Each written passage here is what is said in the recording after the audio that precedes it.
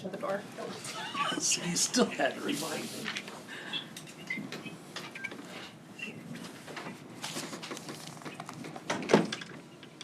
Okay, are we ready? All right, we'll begin with the flag salute. I pledge allegiance to the flag of the United States of America and to the republic for which it stands, one nation, under God, indivisible, with liberty and justice for all. All right, we welcome everybody to the January 22nd Marion County Commission meeting.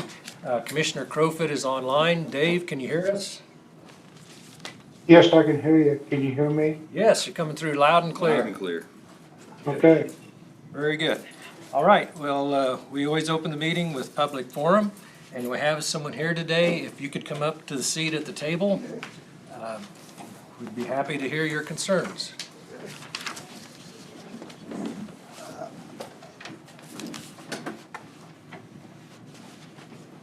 My name's Larry Smith. This is my wife Joy. And we have Hillsboro Self-Storage. Got some issues I think that we're going to be talking about real quickly here, but I think the thing that, and I know you've already talked about some of this, but I think the thing that we feel like is a little bit unique about our situation as compared to other similar situations that you'll deal with is we're an existing business. It's happening. It's already happening for years there. It's not new. This is just a new phase of 3 buildings that were already in place that we've dealt with you all before, and this is the 4th. And so, in that sense, it's already in the pipeline. It's nothing new. So when I called, it was just like, I thought Matt Stiles was going to be here too. I can call him. Just to clarify, you're talking about neighborhood revitalization? Yes. Okay. Yes. Yeah. Revitalization money that would, yeah. And we've received that in the past, and we were expecting to get it again, of course, because we put that in effect, and then called about it, and they said, might not have dotted all the i's across the t's on it, which surprised me. We were counting. Talk about it. Here he is, walking in. All right. Perfect timing. There he is. Come on in, Matt. Don't mind the missed call you got from me, Matt. So Larry Smith was just explaining the issue that he's been having with neighborhood revitalization and wondering if you could kind of help enlighten us on what we maybe have missed or what occurred there. Well, I'm not 100% sure, but so normally what happens when the city's process with this, we issue the building permit, and then at that point we give a copy of the permit to the person, and then we remind them that it's on them to file that for neighborhood revitalization with the county. We don't do that for the person, but we do make an effort to remind them about that, and then I think in the past, as that permit gets submitted to the county, and they take that as sort of the phase 1 part of the application that gets done. So, I guess with this case, Larry's got a situation where maybe didn't get in an appropriate time. I don't know. I don't know how stringent the rules are from your perspective as to what you could do or what you can't do with that. But if there's something that the city needs to revise in its processes or procedures to make that more streamlined or more helpful for people, we're more than happy to do that. Mr. Smith's made pretty significant investments, and I'd hate for him to lose out if it was a clerical issue on our part. Normally, like I say, we just make a reminder and send that on. So if there's something we need to change, we're happy to do that. But if there is some flexibility, I would suggest that Mr. Smith is probably worthy of that. Okay. Yes. Matt, does the building permit have it on it about the county revitalization program? No, it doesn't specifically state that, but we Okay, we try to give that Right. information. Yeah. I think that's what we ended up doing. Ours originally wasn't years ago, and we got it to the part where the planning and zoning actually has that when they come in for a building permit, that it's on that. And so, but we're the county, and of course, if the building permit comes back to us, it eventually does out of Hillsborough, but it may not be. The project could be complete, I don't know Yeah. how, timeframe, the building project could be completed and done Right. before the county sees Before a you even permit. see it. Yeah, we usually transmit those quarterly. Quarterly? So, Okay, yeah. It could be 3 or 4 months. So I want people to understand that that's the only problem that I've found so far in the years that we've been doing this is just trying, not just Hillsborough, but you just our towns that want that, why, to get it on their permits too, so that the person knows that they could go do that. Thank you for answering that. That's my main question. I think that's one part of trying to improve everything so it wouldn't happen again to somebody. Well, and to streamline, it could be, to do the permit application through the city, that then it's, as you said, then you tell the applicant that they need to contact. But in writing, it kind of helps remind that gets done and not wait to 3 months until the city has to submit it. We just need to find ways to make sure these things don't happen.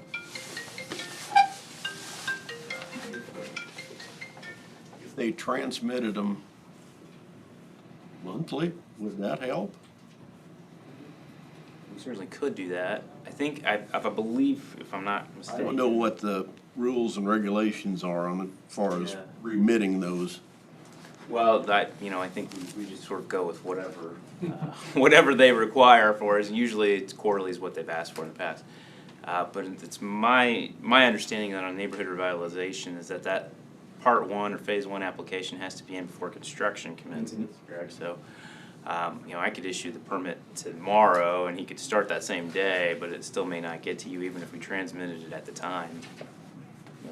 So since this project was in phases, was there a building permit for each phase? Each building had its own separate building permit. And this was the 4th phase of the project.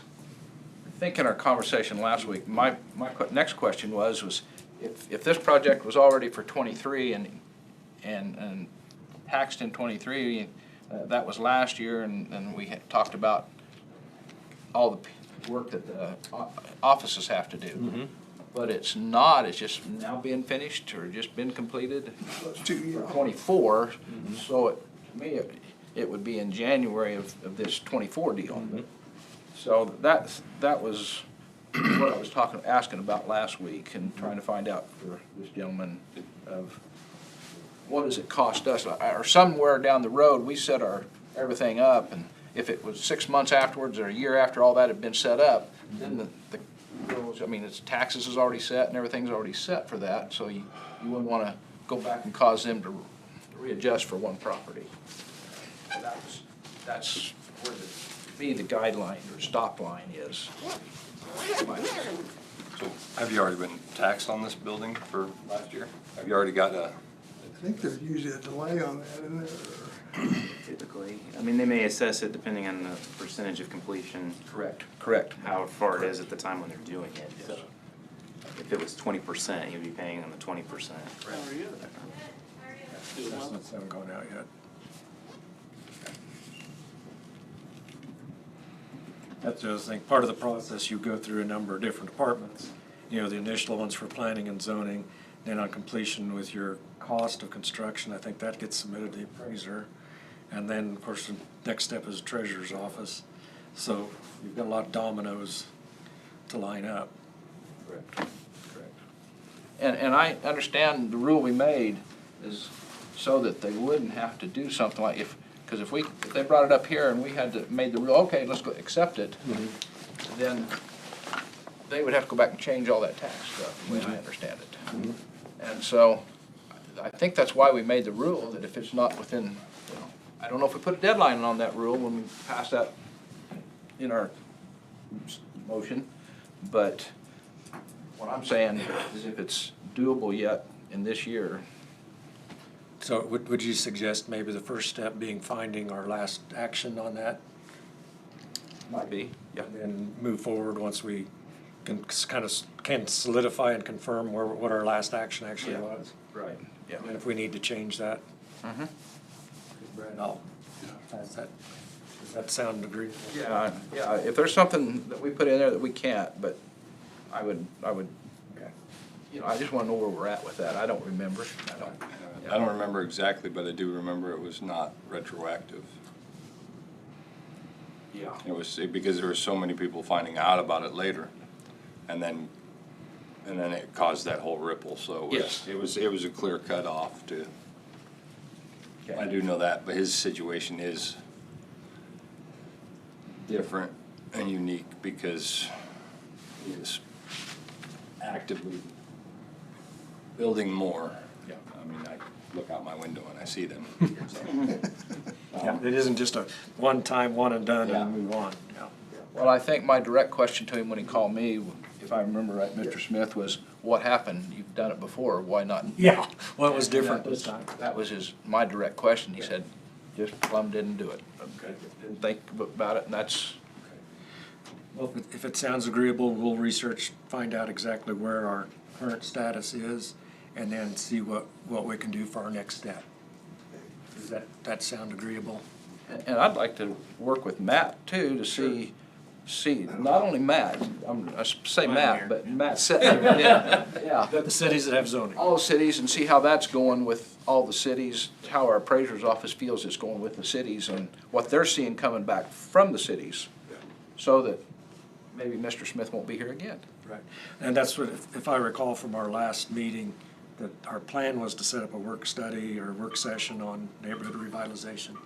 And so maybe we can tackle it, get all our information, and then we will make changes on how we can improve the system, working with the cities on their process. And the county, if we can do something to improve our process. And I'd like to, like I said last week, I'd like to caution the board to think of the new, not only what I said it was set up for, that was the main two reasons, was to make people make that decision to build in this county, Right. or just to build a new building, or for farmers or whatever. But just keep in mind of the young people, and the only reason why I know is because I have a relation to young people that use the program, and and I didn't ask them till they just said it one day. Well, we're about out of our neighborhood revitalization program, and they won't be getting a check no more because their 5 years is over with. So they look forward to seeing that. Now, what they did with that money, I don't know, but I'm just saying, the young people that used it, I heard through my family that they liked it, so. All right, well, I guess that's where our process will be. We'll get the information. Randy, if you would keep in touch with Mr. Smith maybe on when we set up that work session and kind of keep him updated. Okay, do you want him here on that? I'll leave that up to the two of you. Okay. But certainly be open if it's necessary, if we make progress, and it's not needed. If that sounds agreeable. Yeah. So, to clarify, does this have the ability to positively affect us now, or positively affect us in future, or just future, or what, I guess? We're still fighting for it to affect you now. Okay. If we find in that ruling that we've ruled it out, Okay, then it'll be for your next building that you build. I mean, if that's the way, and it's up to a vote of the commission, so. is there any ability to override that or not? Well, we know, because we'd be opening up a hole, and the problem is, what I know of it, is the rules have changed from Kansas State. So if we change this program, we will essentially collapse it. Basically, it won't work for anybody. Well, certainly hope we can get a favorable ruling, because that's, we were counting on it, obviously. And that's one of the reasons we built in Hillsborough. So far, it's been good until this, so, I thank that man for coming and speaking up for you, because that's one of the first times we've had that too, so. I appreciate him. Well, we appreciate you coming in, giving us more background. Okay. On our end, we need to do some research, get our information lined up, and then we can tackle it. Thank you. Thanks for your time. Thank you for your time. Call you or text you or what, how it's going when we get a session or whatever. Perfect, and I'd be glad to come back if that'll be of any help. Thank you. Appreciate it. Yeah. Thank you. One final. Yes. We don't have building inspectors in, Don't get. we have building inspector in Yes. in Marion. How could they be involved in that? I mean, could they be a resource to, when they go out to, they start construction, they say, have you applied for your revitalization? Typically, the answer to that is no. And the reason for it is the timing. The first time they go out is after a permit's been pulled and usually something's been done. Yeah. Because some element of infrastructure is what they're inspecting. Maybe at the point where if the cities, if they're like most of them that I represent, they'll do a site inspection before they begin. I didn't know if they went out when they set power. Even before that, usually at the point where you pin it, this is where my building's gonna be, and they stake that, most of the cities send someone out. Technically, they haven't started construction yet. The biggest problem I have is exactly what Jonah was saying. They will find out 2 weeks after they started putting in footings. There's nothing I can do. At that point, if that is a separate in and of itself project, and it is applied for on the basis of that project, you needed to get your application in before you started turning any dirt. And that may be that's my greatest concern with this. Probably. My whole thought on the neighborhood revitalization, since we talked about it last week, maybe this is a wrong way of thinking, but I'd like to find a different program. Something that incentivizes to come in and then totally just scrap that, because it seems to be more of a headache. Why don't we make that part of our work session if there's other options? We've talked about scrapping it. Yeah, well, and that's, to me, that's part of that whole work session. Do we even want to continue it? Do we want to modify it? Or do we want to go to a whole different process? I'd rather find something that we could actively recruit and say, you know, if you come here, you can get this. Or if you've already got a business here and you want to go Expand. on, yep. The logic of this isn't necessarily wrong. I mean, I've argued it on behalf of people in that circumstance repeatedly, but the thought always was, in order for them to do this, we're motivating them. If they've already started, they're motivated enough to have begun without this money. Right. Now they find out about it, bonus. Yeah. That's not what we're doing it for. What Yeah. you're describing, though, there are ways for us to go out and incentivize someone who may build anyway, but this really just provides them, I may make it bigger. I may go ahead and use it for an additional personnel expense. I may go ahead and, you know, who knows, like your relatives, what they did with it, but that's money in their pocket. And if it turns over 3 times in the normal theory of economic development, Yes. it's got value to us. It's just a matter of how we offer it.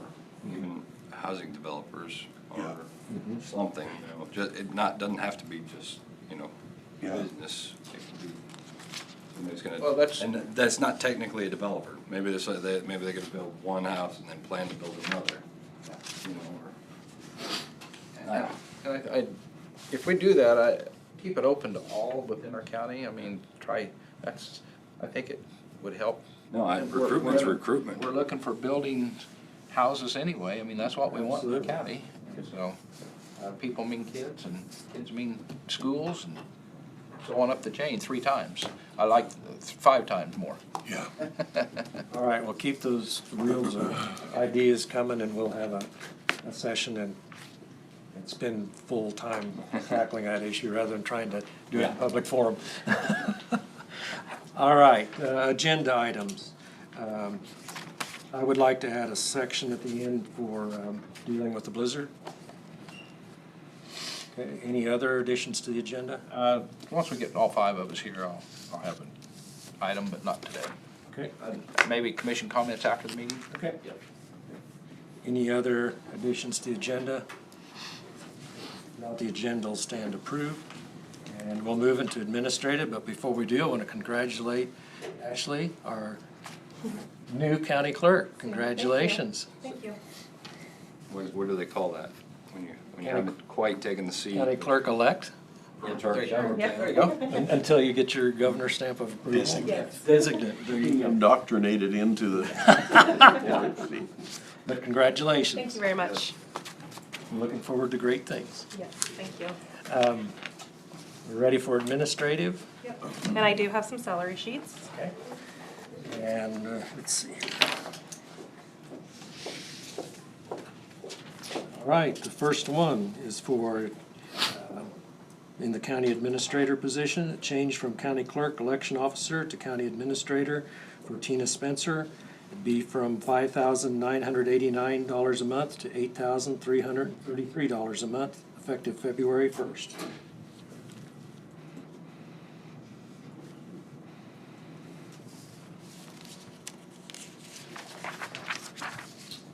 In the county clerk's office, our appointed county clerk, election officer, Ashley Herpick, clerk, $4,379, election, $885.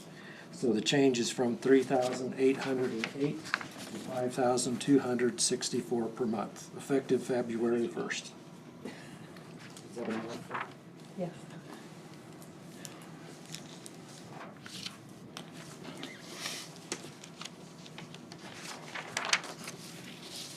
And finally, in road and bridge gravel, a new equipment operator one, Christian Ward, $2,855 a month, effective January 18th, 2024. Welcome aboard.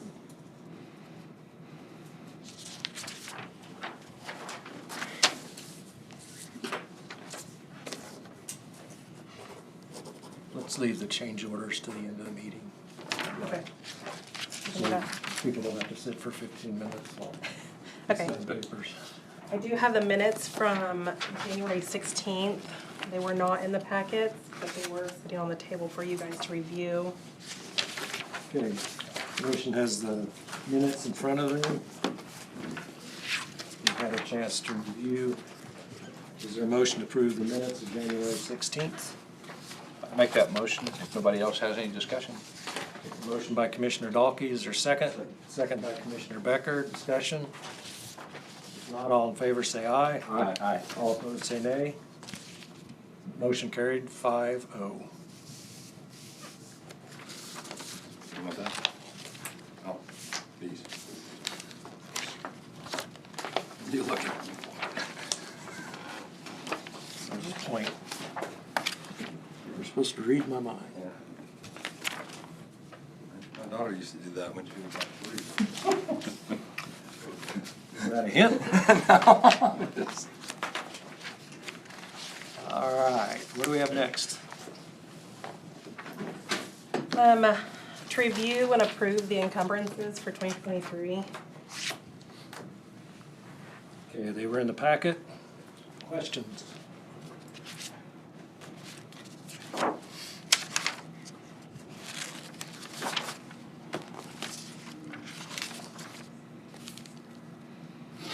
Any questions for Ashley? Is there any deadline on these if they don't come in? It would be through February. The one on encumbrance we have though is on the new ambulance, I believe. That one's gonna go out there. No, We don't have that on here. it's not. I thought it was. Okay. Is that something we need to add? No, I just thought, for some reason, it was on my mind and I thought I saw it on. Oops, sorry. Should be here towards mid-spring of 2024. That was a question I've had for a while. Okay, we might bring that up in the next section. I will. I'll bring that up later. Anything else on encumbrances? If there are not, is there a motion to approve? So moved. Okay, motion by Commissioner Becker, is there a second? I'll second it. Other discussion? Not all in favor say aye. Aye. All opposed say nay. Abstain. Okay, motion carried, 4 in favor, 1 abstain. I think 2 abstentions.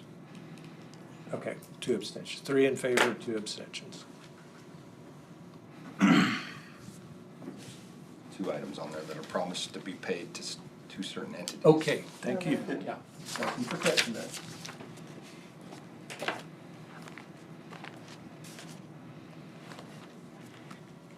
Well, we've got them guys looking at their business now. I mean, making sure I they- try to make sure I'm very transparent on it, that I'm not trying to make a buck.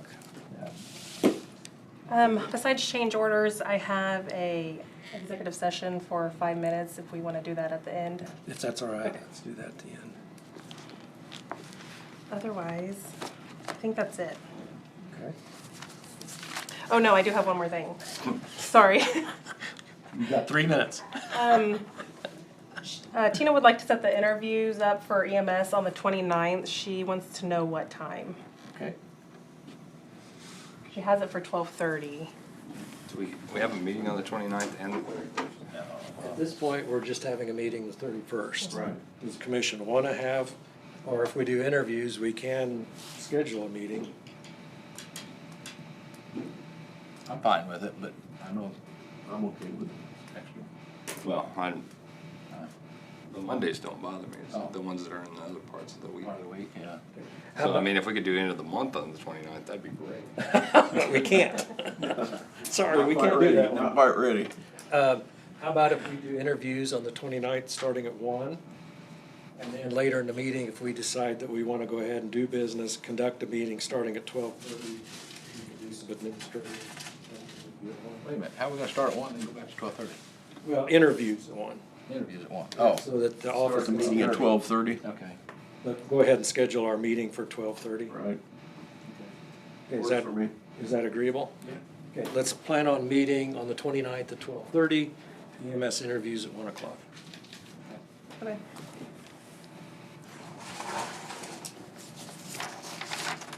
That's it. All right. Right on schedule. Chuck, come on up.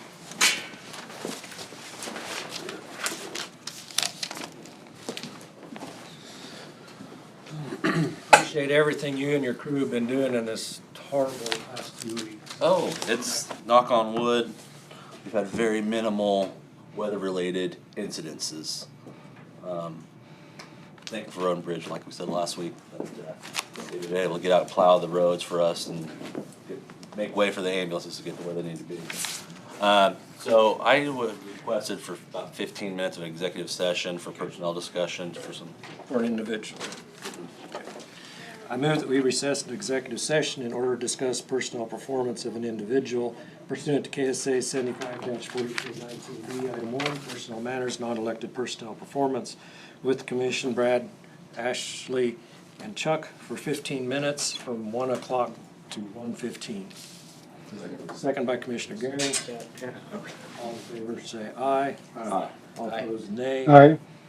Motion carried. I'm gonna call somebody. Jonah's calling you right now, Dave. Oh, okay. Jonah's calling you. Okay, motion carried 5-0, Okay. back at 1:15. Okay, who all is gonna be in the meeting? Chuck, Ashley, Brad, us, Dave.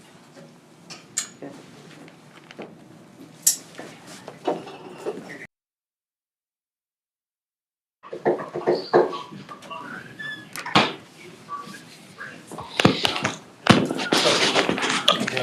Dave, Okay. I'll give it back to Jonah. Just hang it up.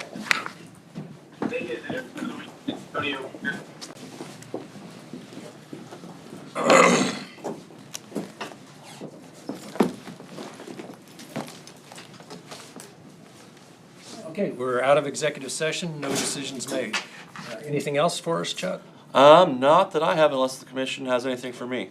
Any other questions? Yeah, the ambulance. Oh, yes, thank you. Yes, what's When did we actually order that?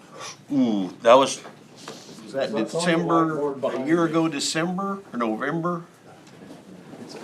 oh, it was during Travis. Travis has been gone for nearly, it'll be 2 years this July. February 22. So we're going on. 2 years. We're on 2 years. So it'll be 2 years. A few days. And we were promised that ambulance within a little over a year, I think. It was originally slated to be delivered this previous winter. The last December is when the anticipated delivery date was. So they're running, I'm guessing, ballparking 6 months behind. I really think that, you know, we have contractors that we do contract work with, and they've got a certain time to get it done. After that time period, they start paying us. Liquidated damages. Yeah. I have seen departments that do work that into some ambulance purchases to prevent. Is that something we need to be looking at? We could go doing In forward, today's we couldn't environment. do it with this one. We've already committed, we didn't have that preempt. We committed, but they didn't keep up their end of the deal. Didn't they put some disclaimer in this one, Chuck, that the time frame was flexible? COVID played a big factor into it, and I don't think. That was an excuse used by everybody.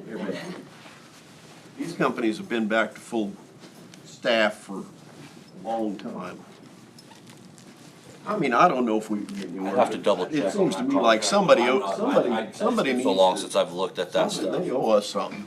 I remember when we got it, you know, there was something, everybody found that to be reasonable because of the circumstances. However, we're running into this now where more and more, the supply chain element of things have restored enough that there's an expectation, and you may add some time to it, but you do have that liquidated damages clause. The next thing I know, sorry, I didn't mean to, I'm still on track of ambulances. Kurt had mentioned, I've been getting contacted by several vendors. I think Kurt had, before he had left, he had reached out to look at purchasing another ambulance. I spoke with this individual that has it's Tim with ARV, who has who we're purchasing the ambulance through. He is willing to come through and come to commission and address any concerns that you guys may have. If you would like to have him come in and sit and speak, I can reach out to have him and try to get him on the agenda if you'd like. Only thing That's in regards to this ambulance that Ken's. Yes, he's the contact guy. Be good, wouldn't it? I mean, if, it would be good if there's any reason to believe that it's gonna get pushed out any further. There you go. If you could relay to them that if it's not getting pushed out any further and you can commit, then there's no reason for us to take up the issue. Try to set a deadline. Yes, give us a deadline, don't push it out any further. Good. I like that. Anything after that deadline, they start paying us daily. Or compensate some way. Um, Extra equipment and the thing. On that same note, he did mention that, because Kurt did reach out, that he can get us a short order ambulance in 18 months. They put out 10 ambulances a quarter, I believe it was, that for emergency situations, that they can push an ambulance out in 18 months. I didn't know where we were going with how fast we wanted to purchase another truck. Most services that deal with ambulance purchases try to get them on a 2 to 4 year rotation. If he's 18 months out, we're gonna get this another truck. We got two aging trucks in Tampa, one in Peabody, that are gonna be slated to be replaced here, not in the too distant future. There's one you had barely put back together in Florence too, right? Yeah. That's another topic I can bring up. It's gonna have some massive repairs. It's got a pretty decent oil leak. I'm working on getting that in, get an estimate.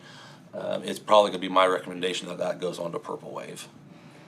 I guess that would be our another homework assignment for you.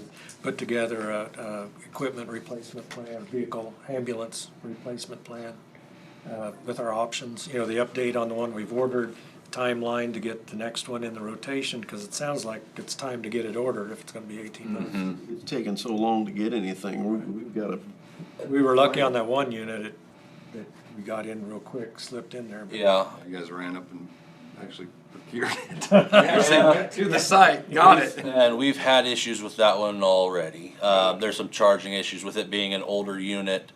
It has its own little characters.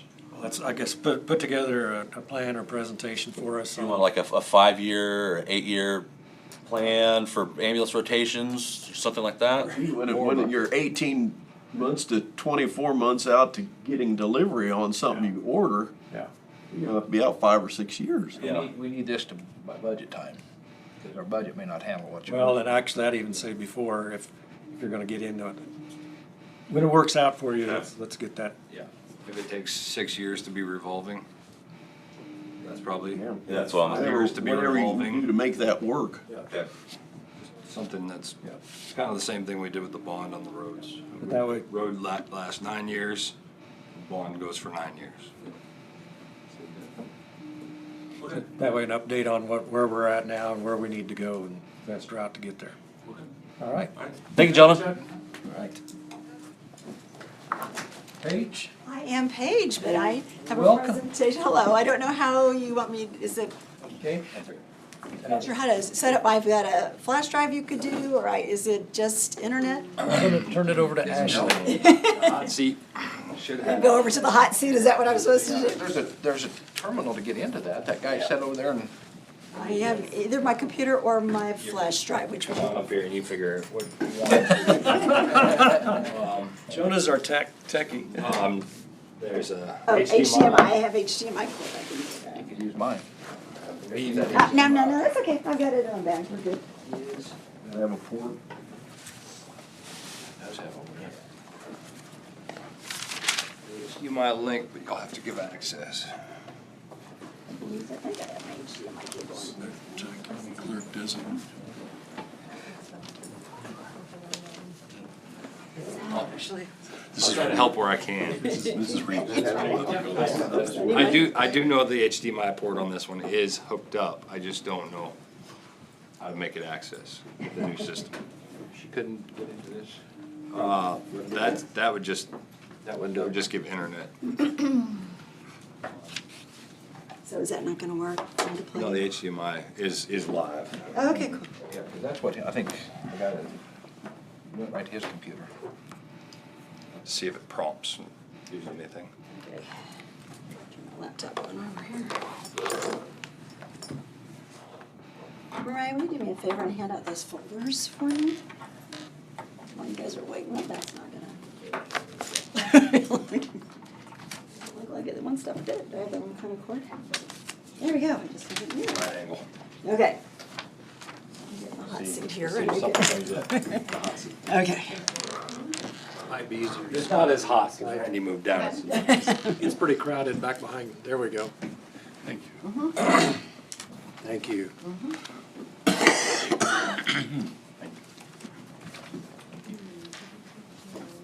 Thank you. Thanks, Mariah, appreciate it. Everything pulled up here. You know anything?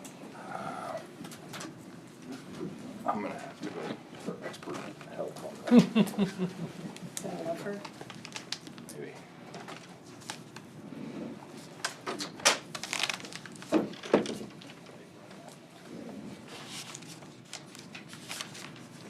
One of our first to go ahead and come in, since we just got this in within the last few days. So that's why I'm anxious to see how it all works for you. Because that was our goal, is so you could come in and jump right on our system. Well, a lot of times, I mean, I just, either I just talk or I do a presentation and Yes, I that's not what make it a is. presentation, great. I could make her the presenter. What? If she Yeah, would do get in that. here, then I'd make her a presenter. Yes. So I need you to log on to the meeting. Okay. Here, let me. Do you have The a other link? thing is they can just plug into your computer, where that's displaying possibly, or if it's on a flash drive, you I can, have a flash drive. which makes me nervous. And then there's no use in Election security. it. So, let me get back out of here. So I have to go to the internet then and, It might just be easier to use her flash drive, and, You tell me what you want to do. Or we could try this if I email her the link. yeah, why don't you email Do me that. the link and, you have my email address? Sorry to bother you. Oh, it's fine. No, let's see, hold on, don't go anywhere yet.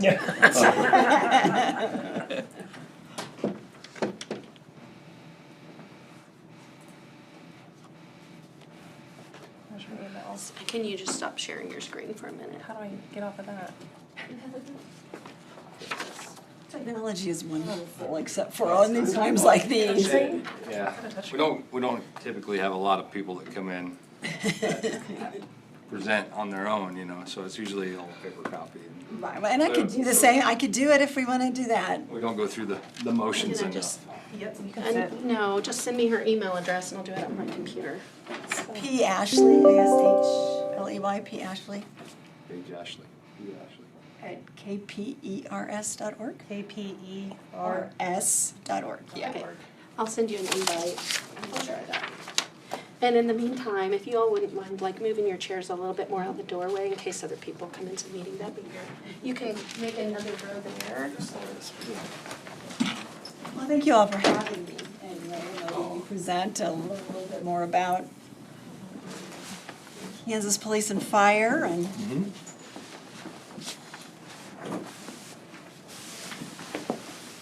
Just start with the paper copies. If you're, Sure, just what's in the folder for you is actually the presentation that I was going to be doing. On the left side of that is just some talking points about what KPNF is, maybe how it differs just a little bit from papers, and kind of just some talking points on, again, just on the differences between the two. I was invited here, I think, because your EMS department was interested in moving over to Kansas Police and Fire. And then in the meantime, I've been getting calls from the Sheriff's Department interested in it as well. And I said, I'm already coming out here. And so I'm speaking, I guess, for everybody. And then we're going to go over to the Sheriff's Department afterwards and explain it to them just a little bit. I kind of thought a sheriff's person would be here, but I have not received my email yet. if you said you're coming over there, they won't. Okay. I said, we're just across the street. Yeah. But they got their own little meeting room. And Okay. Are you on the Wi-Fi? Oh, no, I'm not. Good point, thank you. Email will come. Did you get the link? I didn't because I'm not on the internet, hang on a second. Can I go in as MNCO guest? Yes. I don't have the security key. Oh, it used to be on the wall. I can. Look at that. Oh, yeah. Okay. Tina's been through some more emotions than the rest of us. She understands what's Well, coming I next. try, but it doesn't always work as planned. Okay. I believe I am in, thank you very much. Thank you, Tina. Are you Danielle? Yeah, you. Oh, no, that's not you, hang on here. Okay. Thank you. Looking at you anyway. I don't have her email yet.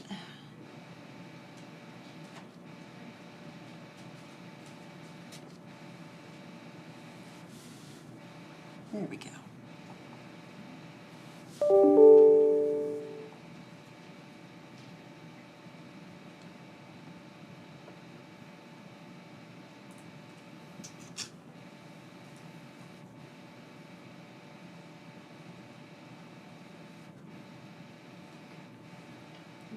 Connecting.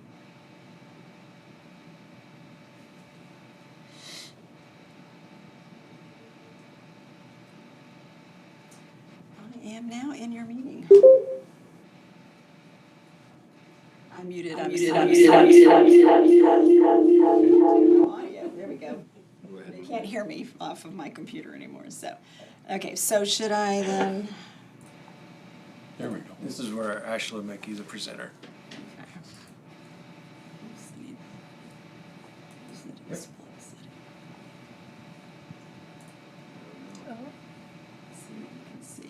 Oh, hang on here. Where'd everybody go? Yeah, that's okay, I think We're we're still all good. right. I got everybody. Can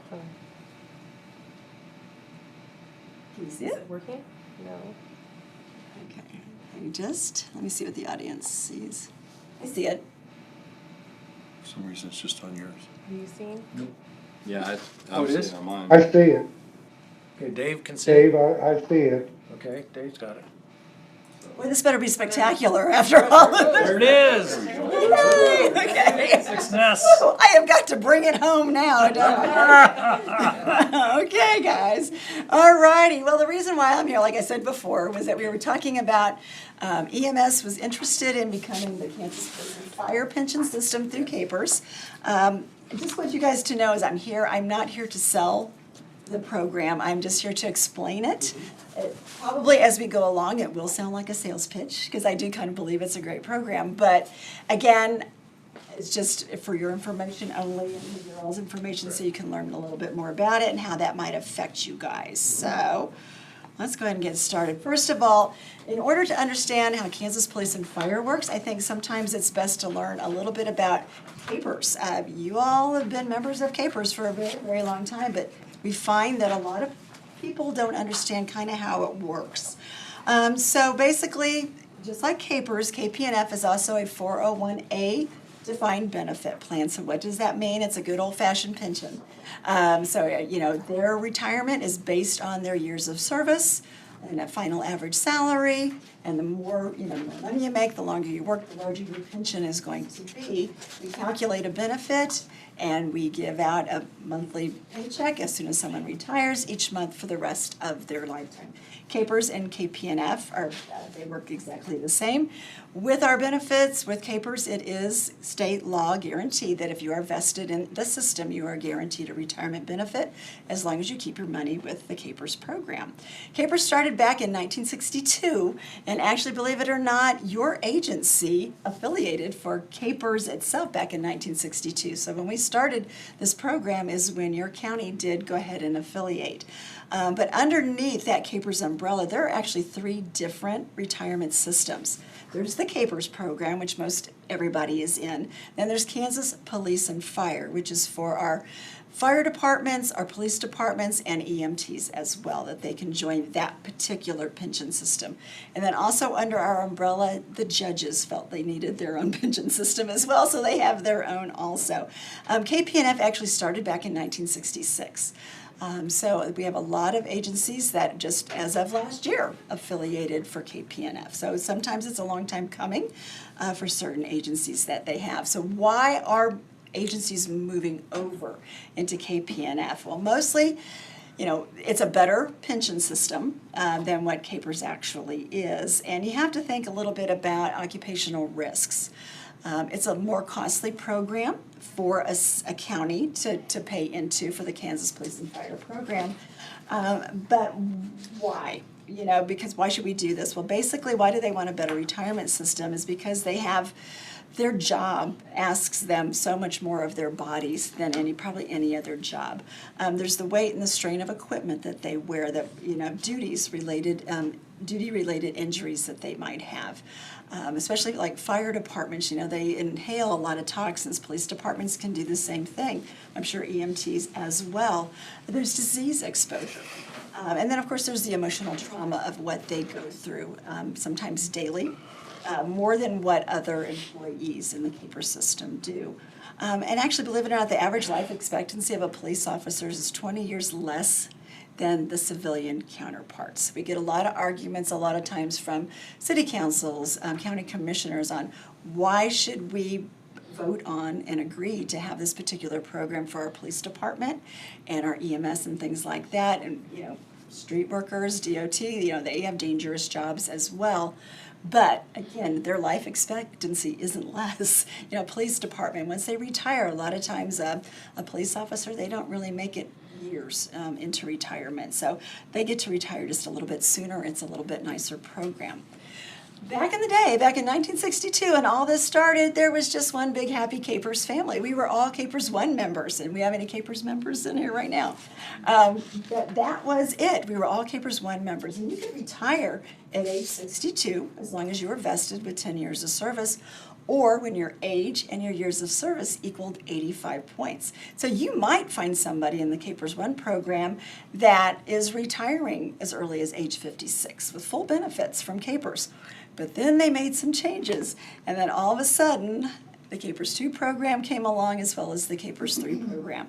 When they started that CAPERS 2 program, which began in 2009, that's when the retirement age went up So no longer is the 85-point rule for Capers 2 and Capers 3 members, they have to wait till they're 65 before they can retire with full benefits. Anyone you guys are hiring today, new, they all start out as Capers 3 members. And so now, they have to wait till they're 65 years old before they can have an opportunity to retire with full benefits.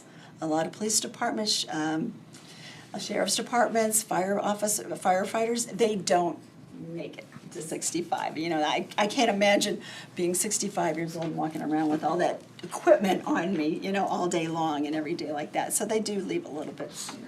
So who are our KPNF members? Right now we have over 8,000 members in KPNF. It's a smaller group with 122 state and local agencies. Kansas Highway Patrol, we have the Kansas Bureau of Investigation. If you are a police officer at a state college, you can be in KPNF. Or we have counties, cities, townships, things like that who decide to affiliate for KPNF underneath that. It is an affiliation program. You all have to decide whether or not you would like your sheriff's department, your EMTs, I don't know if you have a fire department unless they're volunteer. You have to decide as a council whether or not you are going to allow the county to offer Kansas Police and Fire to these particular members. You know, why are you going to want to do that? Why are they asking to do that? And we're finding that a lot of times now that it's getting harder and harder to hire and retain quality staff. And believe it or not, last year, I've been doing affiliations for the last 6 years at Capers. And Murray will tell you, I was just nuts this year because we had about 13 agencies that affiliated for KPNF, and that is wild. I usually get 2 or 3 a year, never 13. And so, and even the year before was even just as wild. And as soon as the affiliation process ended, for the year, I was getting phone calls again. And again, here I am now as early as January trying to talk to you guys about the affiliation process here. So, but why do they want KPNF? Why are they going to, instead of working for you all, why are they going to agencies that have Kansas Police and Fire? Well, again, you want to hire and retain quality staff. There's going to be less training cost for you because you're not going to hire somebody, train them, and then they're going to find out that, oh, 2 counties over, if I go to work for them, they have the Kansas Police and Fire Department, fire plan, I'm just going to go work there. And then actually, why do they want to do that? Because it offers better financial protection for the member as well as for their family if they're in that. You have to affiliate for the program if you want to do it. Once you decide to move over to KPNF, once you all decide as a council that, yes, we're going to go ahead and offer this to our police and fire, it is irrevocable. You can't say, oh, wait a minute, this is too costly, we don't want to do this anymore. But that's the exact same thing with Capers. When you all affiliated for Capers back in 1962, you couldn't say, oh, we don't like this anymore, we want out. You can't do that. So same thing with KPNF. Once you decide to affiliate for KPNF, you're going to always have to offer Kansas Police and Fire to those that fit in the description for it. There are just certain people that fit in that description. Not everybody is going to move over to Kansas Police and Fire. However, the next affiliation date is January 1 of 2025. I have to have all my paperwork in by December 1st. So you have a while, and I think they asked me to come out so early because you were talking about budget, and you do have to budget for this and make sure that it's going to work into what it is. So who can be KPNF members? Well, you have to be in a covered position. So you either have to be a policeman, a firefighter, or an EMT. Those are the only people that can be in Kansas Police and Fire. As an agency, you can affiliate for one. You can say, we just want our sheriff's department to be in it. We don't want the EMTs. Or you can say, you know what? We don't want the sheriff's department. We just want our EMTs to be in it. Or you can say, yes, we're going to go ahead and allow both to be in our program. You have the decision to make on how you want to play that if you'd like to do it. Now, if you have any civilians that are working for the agency or for the sheriff's department, an admin or somebody like that, they're not going to fit in the description of a police officer, so they're going to remain Capers members. Of course, the definition of a police officer is the principal duties are engagement in the enforcement of law and order, in the maintenance of order, and they had to have successfully completed the Kansas Law Enforcement Training Center. So once they fit into that, as long as their job description is that of a police officer, they can be in KPNF. Did not take off the fire department. For fire department and EMT, sorry, I kind of hid that slide. If we talk about firemen, we also talk about EMT. So basically, if their job description is that they get on the truck, they go out, they go into a scene, expected to be on the scene, basically they are going to be KPNF. They can be in that as well. So how does it work? So they don't have a choice. So if you guys decide to move into KPNF and you say, yep, our EMTs are going to be in KPNF as well as our sheriff's department, you can't have one of the sheriff's officers or one of the EMTs go, I don't want to do that. It doesn't sound good to me at all. Nope, I'm going to stay in Capers. Can't do that. Once you decide to affiliate for this, if you fit in that job description, guess what? You're going to be a KPNF member from now on. Everyone comes in as a Tier 2 member. Problem with this program as opposed to Capers. Capers is only a 5-year affiliation. KPNF is 15 years, or 14.5 years, because we round up at Capers. So there's a longer vesting period. With the Capers 1 program, I always say me, I was a Capers 1 member, it used to be 10 years, and then they've rolled that back to 5 now. So for Capers, it's only a 5-year vesting period for Capers in and of itself. For KPNF, it is 15, so it's a little bit longer. And right now, Capers members are contributing 6% of their gross wages go into their personal contribution account with Capers. If they move over to KPNF, that goes up to 7.15% for each member. So if they decide to move over, if you decide, and of course they have a choice, if they fit that description, they're going to be paying in 7.15% as opposed to the 6% that they're paying in now. Now, as an employer, you all are paying in as well. You have a statutory rate that you have to pay into that's based on your employees' gross wages. Right now, for Capers, that is about 10%. If you decide to move over to KPNF, that number goes up, and this is just for 2024. I don't have the 2025 numbers yet. That's going to go up to 23.10%. So that's a little bit more money that is asked of you to put into the system, and that's why they're asking now, so maybe try to budget for it if you can. That money is not deposited into the member's personal account. That goes into the Capers Trust Fund. That Capers Trust Fund is there for disability benefits, death benefits, and retirement benefits for our Capers members, or even KPNF members as well. It's going to be kind of hard to see probably on your screens. What I have on this though is I didn't have numbers for your staff, but this basically kind of shows the differences between Capers and KPNF costs for the last 5 years. So basically I put in an annual payroll of $200,000.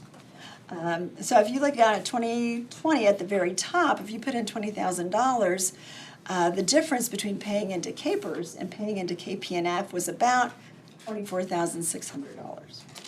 The next year, when it went up just a little bit more, the difference was about $25,860. Again, 2022, that difference was about $26,000 for 2023. Again, it was about almost $27,000, and then but it went down in 2024 to $25,000.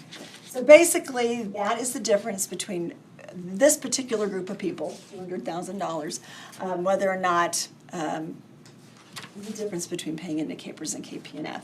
And I do believe that I did send this particular Excel spreadsheet to your county clerk, that they might have that so they can plug in actual numbers for you. If I didn't do it, I can do that when I get back to my office so that you can plug in your numbers for your staff and see maybe what those differences are. And while I'm talking, if you don't have any questions, please stop me as we go along, especially as we're talking about numbers. I asked earlier, but when you gave the definition of a law enforcement officer, would that include our jail staff? Because they probably wouldn't have that training. No, no. Okay. So it would be strictly on-road. Yes. Okay. Yeah, and but your the sheriff themselves, that elected position, Yes. they get to decide whether or not they get a choice on whether or not they would like to, because it's an elected position. They're not going to maybe be in that position for 15 years, so they can elect whether or not they want to go into KPNF, but everybody else would have to. Okay, the sheriff would be the only one with the option. Right. Yeah. So, sheriff just got boosted out after 4 years. What happened to his money? Both the part that the county paid and the part that his paid is his. Okay, so if he's not vested. He's not vested. He left, then the money that the county pays in that goes in the trust fund, it stays there. The member can only withdraw His part. the part that they contributed, yes, yeah. When you're talking about EMTs, does that include paramedics? Yes, yes, yeah. Basically, if they get on the truck, they go to the scene of an accident, things like that, they would be considered KPNF. From an EMT clear to a paramedic, advanced paramedic, or director? Director too? Directors too, yeah, Is because that they. their choice, or is it? No, they don't get the choice, no, because they go on scenes at times. Okay. But not their clerical staff. But not the clerical staff, right, right. That clarifies. Yeah, okay, good. Thank you. Okay. Well, why do they want KPNF? So let's talk a little bit about the enhanced benefits and how they differ from CAPERS right now.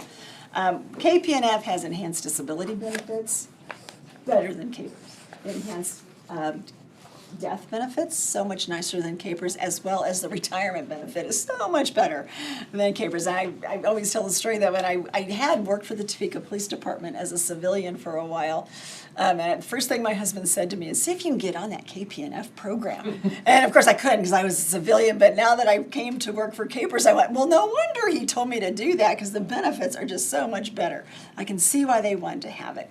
Well, why is the disability benefit better? Right now with CAPERS, it is occupational only for 2 years.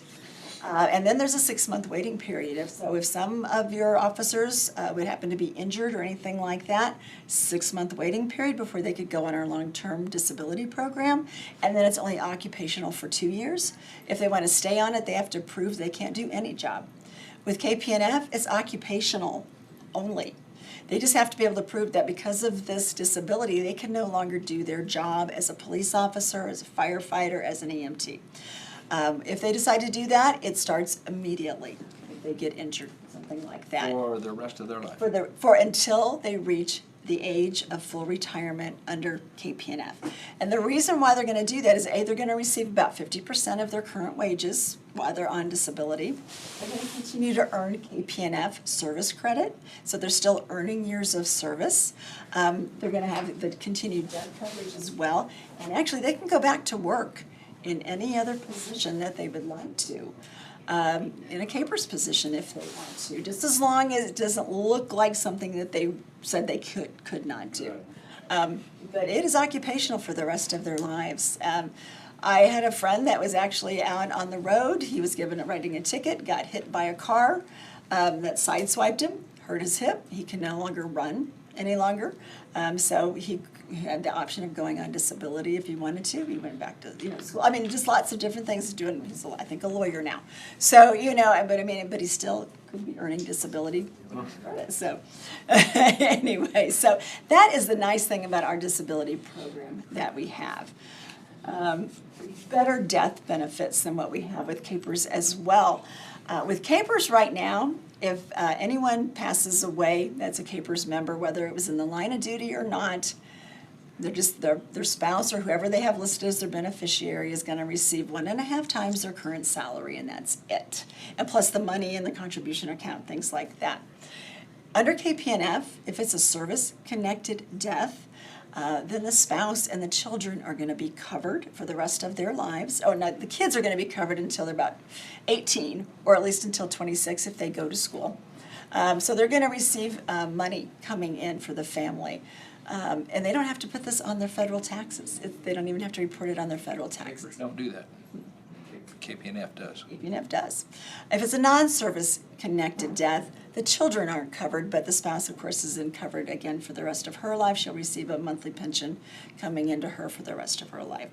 If for some reason somebody goes on disability and then they die because of that disability, let's say they had lung cancer that they got fighting a fire, ended up passing away from that, then the family is also, and the children are going to be covered as well. Again, CAPERS doesn't have that. So it's just a much nicer death benefit coverage for them. I do like the fact that it has a service-connected death benefit that they can have from that. Your agency does offer optional group life insurance. For your Capers members, that's going to stay the same. If they move over to KPNF, they will also be able to have optional group life insurance coverage if they want to. But the difference is that if they want to cover their spouse and their children, they have to cover themselves. So an open enrollment period will come up for them for a month after you affiliate, so that they can decide to cover themselves if they would like to. Let's talk a little bit about retirement for these folks. So when can they retire? They don't have to wait till 65. KPNF members, excuse me, can retire as early as age 50 if they have 25 years of service. With full benefits, or at age 55 with 20, or age 60 as long as you're vested with 15 years of service. That's full benefits, as opposed to age 65. Or, Capers 2 and 3, they can retire at age 60 if they have 30 years of service. Yes, sir. What kind of health insurance would a person have at 50 years and 25 years? They wouldn't. They say that may be the problem. They have to figure out coverage for themselves. No health insurance, okay. No health insurance, right. Hopefully they're married to somebody that has really good health insurance, or a lot of times they retire from Capers and they go find another job. Yeah. Or they could retire early if they would like to, as early as age 50 with 20 years of service, but we're going to reduce the benefit if they decide to do that. But the reduction factor is so much smaller than that of Capers. It's only 24%. It gets smaller and smaller the closer they get to full retirement age for them. So how do we calculate their benefit? Why is it so much better than a Capers one? Well, we calculate it a little bit differently. We look at their final average salary that they make. We look at their years of service, but for Capers members, we use a 1.75% statutory multiplier or a 1.85% statutory multiplier. For KPNF, because they're contributing more, we use a 2.5% statutory multiplier. So the retirement benefit is so much larger than that if they stayed in Capers. Just a note, though, if somebody has 36 years of KPNF under their belt, that's all we're going to pay out. We only pay out 90% of their final average salary. So let's look at the difference between the two. So if somebody had 20 years of service and they made $80,000 for their final average salary, if they stayed a Capers member, Capers 1 member, for all 20 years of their career, their maximum benefit would be about $2,400. If they stayed on KPNF, if they were a KPNF member for all those 20 years, that maximum benefit, by the way we calculate it, is now $3,333 a month. That's a $933 a month difference in the benefit. While we're paying in more, they're paying in more. We calculate a little bit differently, and so they receive a much better retirement than what Capers members have. There's something that we call portability. Now, everybody that you have on the staff that would move over to KPNF, they're not going to lose their Capers time at all. It's not going to affect them at all because of something that we call portability, where it allows us to add the time together.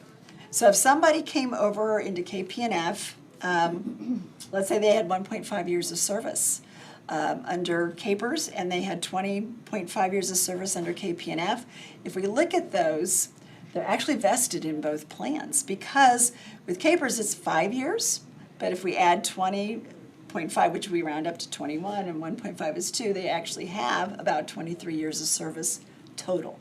And so this person is actually vested in both plans, so that when they get ready to retire, they're going to receive a check from their Capers years of service and from their KPNF years of service, as how we end up doing that. So they're not going to lose out anything. You might have somebody in your department that has been in Capers for 25 years. They're thinking about retiring.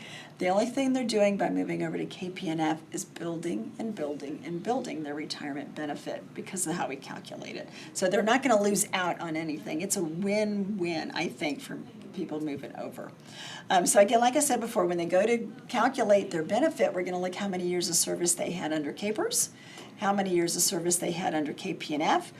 Well, we calculate the years under Capers the way we calculate Capers benefits with that 1.75%, but then we look at the years of service under KPNF, we calculate it with that statutory multiplier of 2.5%, and we come up with a monthly benefit. We can add them together, and they get just a little bit nicer retirement benefit. So they're not going to lose out on anything. Members can, you talked about, yeah, they're gonna leave when they're 50 years old. Well, they can go back to work after they retire from Capers. If I retire from Capers and I wanna go back to work in a Capers position, I have to wait 60 days before I can go back. If I'm younger, if I'm 50 some odd under Capers, I have to wait 6 months before I can go back to work for a Capers position. KP&F members only have to wait 30 days before they can go back to work in any other, for a Capers employer, or they can go back to work for any employer if they want to, still receive their monthly benefit, and receive a paycheck. There are no restrictions if they go back to work for any non-Capers employer, but it's only a 30-day wait. And maybe you could tell me real quick, like, how come you make us, the county, or city, or anybody that employs somebody comes back and pay more after they've done started? Oh, it's actually, okay, so they're not actually paying, okay, let's put it this way. We talked about that trust fund? Yeah. Okay. So what he's talking about is hiring a retiree from Capers. And if a retiree from Capers comes back to work in a covered position, so instead of hiring somebody young that's paying in to Capers at their 6%, and then you guys are paying not a matching fund, but that a little additional 10% that goes into our trust fund. So instead of that happening, now they're hiring a retiree. The retiree can no longer pay into Capers because he can't be a member of something he just retired from. So they're no longer contributing 6%. But as an agency, you all still have to contribute the statutory rate until they make $25,000. After that, then it goes up to 30%. He's asking, why is it 30%? Well, basically, for the trust fund, making sure that trust fund stays solid. Because we want to make sure, I want to make sure that, somebody 18, 19 years old coming into Capers today is going to know retirement like I'm going to know retirement. And so that is the reason for that, because we have to make sure that somebody's, money's coming in from somewhere. Unfortunately, it's your choice to hire a retiree. I know sometimes in small towns, that's the only people you can get. But that's kind of how that works. Thank you for the answer. Thank you. Okay. The members can stay in if they would like to. We started this program called DROP, which is the Deferred Retirement Option Program. It was only available for Highway Patrol members and for the Kansas Bureau of Investigation. They have offered it last year. They've opened up the DROP program to all KP&F members now. So what the heck is that? Basically, it allows members in KP&F to essentially retire, but they're not stopping work. They're still paying in their percentage. The employer is still paying in as well, but they're receiving their monthly benefit. But instead of it going into their personal checking account or their savings account, it goes into a DROP account. And then that's going to build and build and build. And so the DROP program, they can stay in for 5 years. So once they decide to get out of that, then they retire. And they say, okay, I'm totally retired. I've decided to really get out of this all the way. And so then we pay them that lump sum that was in their DROP account, as well as then they get their monthly benefit that they were getting. Basically it's just a way for them to save maybe some additional money for retirement that maybe they didn't have before. It allows you to keep quality staff still going. Now when we do their final average salary, we look at their highest 3 years of the last 5 years of service that they've had, and maybe about the time they're getting ready to retire, they don't want to work that hard. Maybe they want to start maybe taking some lesser paying jobs and things like that. So they want, they still want to be on staff, they still want to do it, but they're just, or they're maybe at that 36 years. And they want to go ahead and retire, but they're not ready to quit yet. And so you can keep them by doing that, by letting them in the DROP program. So that I kind of look at it, they're kind of walking a fine line between actually being a member and being retired. Again, they're still contributing, but they're not earning any more years of service, so we're not going to increase their benefit. It'll affect the payee, the organization, whether it's the county, a city, or anything, it don't affect them, they're still paying KPF rates. Right, still, yeah. I have some slides on the plan stability. Is anybody worried about the Capers Trust Fund? Would you like me to go into that? I don't think it's going anywhere. Okay, good. Y'all. I had one group one time that really wanted me to go in. Okay, so let's go into affiliation and the different types of affiliation. You can do future service only, which means that starting January 1, 2025, moving forward, all of those people that fall into the KPNF will be KPNF members. So you all can do, no cost there's not an upfront cost or anything like that. But so then that's how that works, and then they'll be able to retire under both KPERS and KPNF. Or you can choose prior service as well as future service, and that's where it gets a little costly. Where you can purchase the time that they've had with your agency only, when they were KPERS members doing police work or EMT work or things like that. You can purchase that time and then move over as well as into future. So if you decide to do that, it can be very expensive. If you have a lot of members that have a lot of years working for you guys, it may get way too expensive. You have to do an actuarial study. That costs $800 just to do the study, plus $25 per person for an actuarial firm to figure out how much that would cost you to buy all of that KPERS time that they had with just your agency. If they worked under KPERS with somebody else, it doesn't matter. It's who they, what they work for you. Then you get a cost letter, and basically we take that price, and it's almost like we amortize it over like 30 years. So you can pay it off in 30 years or 15 years, kind of like a house payment. And there's just like a big bubble payment that you pay every January if you would decide to do that. If that's the case, the members then from you would just retire under the one system. But most agencies anymore aren't doing that unless they're just a really small group of people. So what do you have to do? You have to adopt a resolution saying that, yes, we're going to go ahead and affiliate, and that's where you all come in.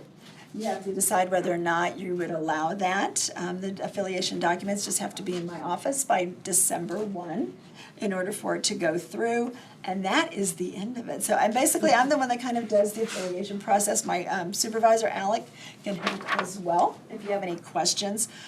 My phone number, I put my business card in there. If after I leave today you still had a question, you are more than welcome to call me, email me, and ask for some clarification.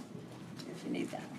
Well, appreciate the presentation. This is exactly where we needed the numbers to start the discussion, get the information to start. And once I find out what the 2025 cost is, the cost that I gave you was for 2024. I might be March before I find out that information, but I can definitely give it to you once I find what. That gives us time for our budget process. Yeah, that's why I wanted you to kind of see that after the past 5 years. I'll let you see, okay, it's going to cost us maybe about this. Obviously, our focus, number one, is retention of the good employees that we have. The second one would be recruiting for members that we've lost. Yeah. We've got to keep our good employees, and we've got to have a way of bringing in. And then we have to offset the cost, as Kent likes to say, cost-benefit analysis on which is this investment going to really help us retain our good employees.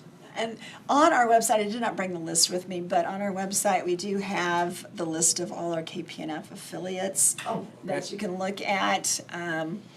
I could probably, because of confidentiality, I can't tell you like who's been affiliating, but I'm sure if you called any of them, they would probably be more than happy to. In fact, last year, city council was really struggling on whether or not, and I remember one of the gentlemen he called around and to find out about, hey, what do you know about this? How is it hurting you, helping you, that kind of thing. And I think that helped him make a decision. You don't have a public list that says that Marion County, City of Marion, City of Hillsborough is paying on KPF? We do. It's a public list of who are all of our affiliates. Okay. Yes.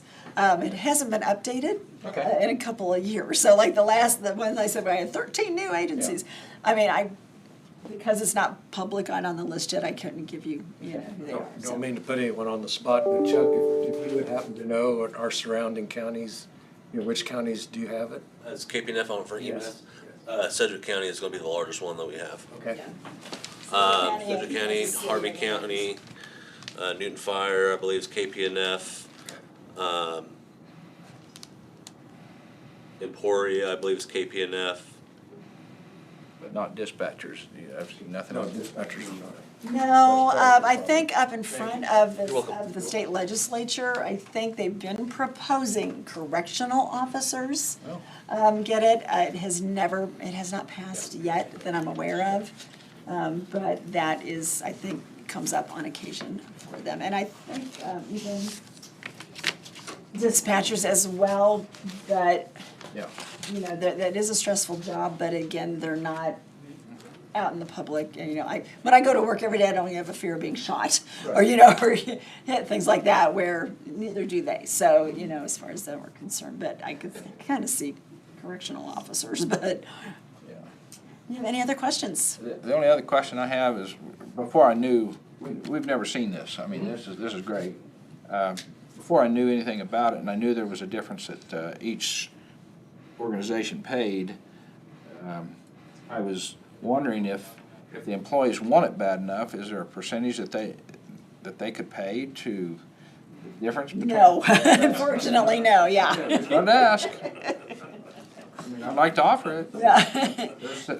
I'm paying 7% on my other employees and 23% on some of the others, so. Yeah, well, the way I kind of, again, like I said, I always feel like I am giving a sales pitch, even though I'm not, but I do believe that it is, you know, the job is tougher. I mean, I've seen, you know, like I said, with the equipment that you wear and things like that, it is a tougher occupation. I, as a Capers member, feel right in knowing that police officers, firefighters, and EMTs are covered by KPNF and have that. So I know a lot of times we get some agencies that go, well, you know, DOT, they work out in the streets, they could get hit by cars too. You know, it's just as dangerous and just, you know, the heat, you know, that they have to endure.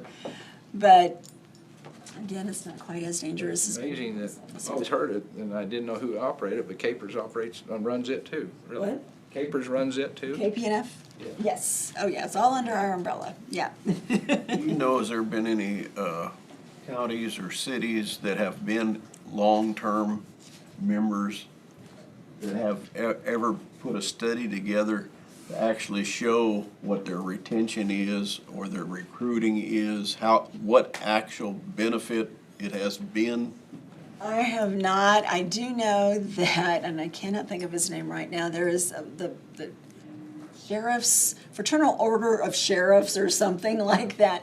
There was a gentleman that he put a lot of information together. In fact, he's doing his best to try to make sure that every county, you know, has KPNF. And using that as a tool, it'd be nice to have some facts and figures that back that up. Yeah, he might have something, and I don't know, and I could probably find his name, because he did say I could. It's like any other investment, you know. The return is retention and recruiting, basically. And a lot of it's gonna depend on your location with competition. Okay, if you're in between a Salina with a new jail, or Dickinson County expanding, or, Yeah, that's you know, what I was wondering. County, If Sedgwick County. someone had been in there for long term, Right. that said, this is what it's done for us. Yeah. Well, yeah, they're gonna have a better benefit. They're the ones that started. Then everybody catches up, now it's not helping them as much. It's plain and simple. I mean, the first person to do it is the one that's gonna benefit the most. Benefit the most, yeah. And then the followers start to pull some back. Yeah. So, on the, I know we're talking about KPNF, but on the Capers, what was the difference between tier 2 and tier 3? There's not really a big difference between the two. When they started the Capers 2 program is when they reduced the vesting from 10 years to 5 years. That's also when the contribution rate went up from 4% to 5%, and then went up to 6%. The difference between 2 and 3, though, when they started the Capers 3 program, is that, again, age 65 to retire, 60 with 30 years. But now Capers 3 members, we don't calculate their benefit like a pension. It's more or less calculated like an annuity. So Capers 3 members, when we go to calculate their retirement benefit, compared to a Capers 1 member or a Capers 2 member, their benefit is not going to be as nice as a Capers 1 and Capers 2 member. Because the legislature is right now debating on whether to pull Capers 3 and take it back to 2. Yeah. And so I was just wondering, since you were here, And we don't know anything about, they tried last year, I think, to do something with it, and I don't think it went anywhere. I don't know if this one's gonna have any meat, behind it either. It would be a lot of math, a lot of, figuring out how would we do that? How would we turn somebody that was a Capers 3 member into a Capers 2 member? I really, something else I learned today is a drop program. Yes. I mean, that's, you hit 60 and you wanna work 4 or 5 more years, you put money over and gives you a bonus to hit at 65 and or whatever. And, I mean, it's a savings account. It kind of is, it's a way that, But it's yes. a non-accruing It is, savings it account. will earn interest, it will earn 3% interest if our trust fund does at least 7%. So as long as it does well, they will earn that 3% interest, as long as they stay in the program for as many years as they signed up for. If they decide, ooh, I don't like this, I want out, they don't get their interest, they just get the money that was accumulating in that drop program. And so it is another way for them to save for somebody. So if they decide to do that, like Capers 1 members, they can take a partial lump sum option when they retire, which is a percentage of their retirement benefit in a lump sum paid to them. But if we do that, we reduce their benefit by that percentage. So this is just another way for a KPNF member to take a lump sum without having their monthly benefit reduced. Also, so it's just a. And when I was, first in my head, I thought, why would anybody enter that drop program? I'd rather save my money and put it in somewhere where it's being invested, and gonna do better for me. additional money. But I have seen, because I thought, surely we don't always hit 7%. And I think in the last 5 years or so that I did, we did. And so our trust fund has been doing well. If that does well, then their drop account does well. So. But that would be their amount that they would draw at that age. So when they okay, so basically they've retired, they entered the drop program. Yes, the money, that monthly benefit goes into a drop account. They don't receive anything. They're just up their salary. And then when they go to say, I'm done, turning off the alarm for good, then they receive that money that was piling up in that drop account, then their monthly benefit starts to. And their extra years, that 3 or 4 or 5 years that you said would also be counted as service? No, it does not. They still pay in, they're still paying in, Yeah. but they're not earning any service. And those last few years don't count as far as their Retirement benefit. higher out of 3 Yes. versus 5 You're years. absolutely correct, right, So those don't count when you're in the drop. right. So it's the years prior to that. Okay. But still, I like that option because I think would encourage people to stay Yeah. working another, rather than being a mandatory, well, you gotta, yeah. you don't gain any more benefit. So Be I nice if do like Capers members that. had it. It'd be nice for Capers members too, so. Anything else? Well, Paige, I really appreciate all the information. It's a lot for us to was a lot. digest and consider. Again, we've got to do whatever we can to retain our good employees and recruit new ones, whatever we can do to up our competitive edge. Well, thank you very much for having me, I appreciate it. And again, my phone number's there, call me, any questions that you guys might have. All right, I appreciate thanks it. so much, you guys have a good rest of your day. Thank you.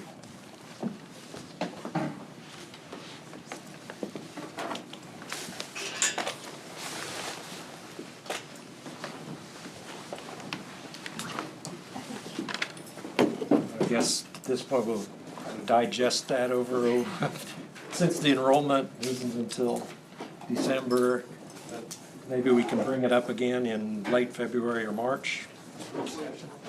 When we find out, Then we'd find out the new rates too. once we get that, something to go. You're gonna have to have that for budget. Is there any opposition to at least gathering the new rates for their exploration of the idea? Okay. That, at least this is one decision, or we're not backed up against the wall. Yeah. It has to be made today. Now, an item that got dropped in our lap this morning that gets to get voted on by this afternoon. We can make the decision, have time to put it in the budget if we decide to go that way, and have time to implement it by the affiliation date. All right, a little behind schedule, but Sharon? Okay. Ready? All right, good afternoon. Thank you for coming in. Sure, it's nice and warm in here. Okay, so today all I have on the agenda is to talk about that LAPP grant, which we brought up, I don't know how many weeks ago. But this is a grant that's being offered. It's a Clean Waters Initiative, and it's through KDHE. And so we have a couple of things here, a draft implementation plan. They will need a W-9 form, and then there's some grant conditions that we'll need to have a signature for. Just to recap, the project must demonstrate a water quality protection measure, such as like a replacement wastewater system, or enhance an established waste or water quality protection practice, such as repairing an existing wastewater system. BMPs will be implemented in accordance with the state Bulletin 4-2 and the Marion County Sanitation Code. So it must meet a certain code and be inspected. The county would be required to get at least 3 bids, and the county would pay the lowest bid directly to the contractor out of the grant funds. And then there's an education and informational component for the landowners, so they would have to either go over some brochures or videos or certain things like that about maintenance and caring for the wastewater system. Some sort of operations and maintenance agreement, at least a signed contract or something stating that they'll have maintenance on that system for at least 10 years. There would be quarterly reporting requirements, and that's done through the Kansas Grant Management System. There is no grant matching requirement for the county on this. This is a pilot program. The county was selected through some survey that we responded to, and so they're willing to just give the county the $50,000 and help with this non-point source pollution.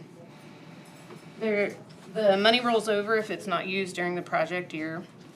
And then, like I said, we just need those couple of items before January 30th.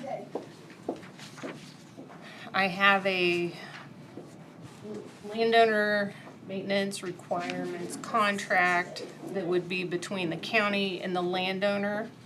And I can get copies of that if you'd like to look at it.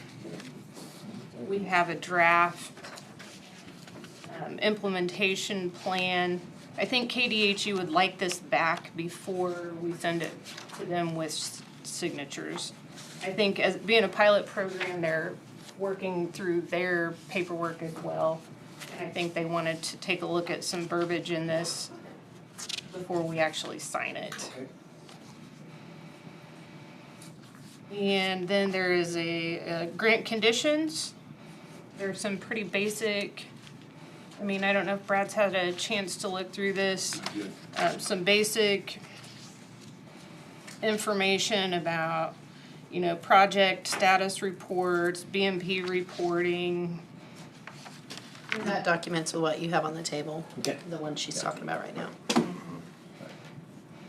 What it should be used for.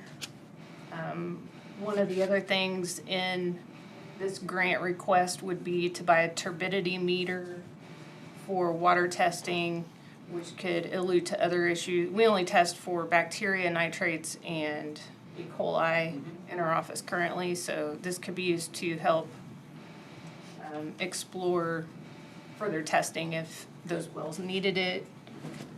And then possibly some isotope testing for some areas that have very high nitrate levels right now.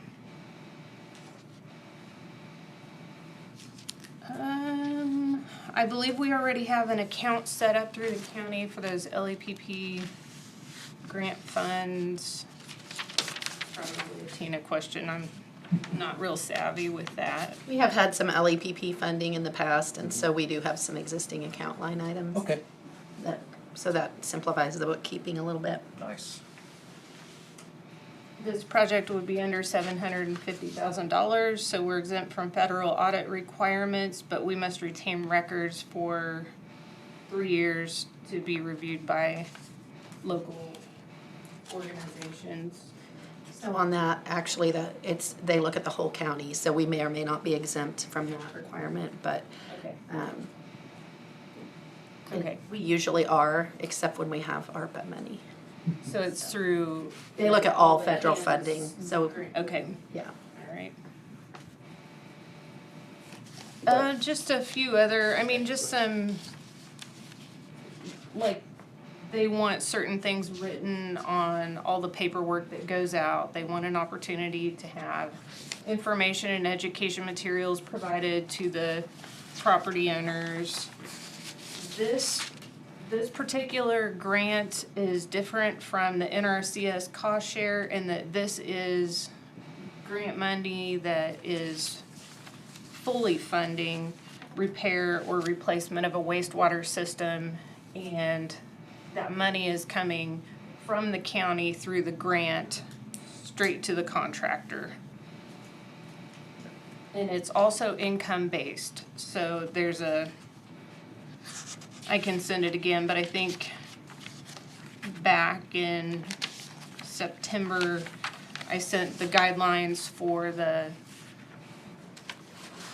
who would qualify, basically, like the 133% of the poverty level and how many household members there are for 200% poverty level, and how many household members would determine how much they could receive. But if you're on the poverty level, how are you gonna maintain some of their requirements? Well, one thing, the grant pays the full cost, so it's not a cost share. I mean, if you have a failing system, and you have to replace it, the current system would cost share. But they also want you to maintain it Yes. afterwards, and what I'm saying, if you're down, are you gonna have any money to do that, or any equipment to do it, or what, how's that gonna happen? I mean, maintenance, is what I'm saying. So I guess, my rationale with that is that, like, to pump a tank, it's around $400, $400 to $600 every 3 to 5 years. To replace a septic system, it's $8,000 to $10,000. So there's a bit of a trade-off, and they would definitely want to plan for that, knowing that they had that requirement. And that also transfers with the property. So if they sell the property, then it's their responsibility to file this agreement with the new ownership. Otherwise, it could go back on that original property owner that the funds were provided for.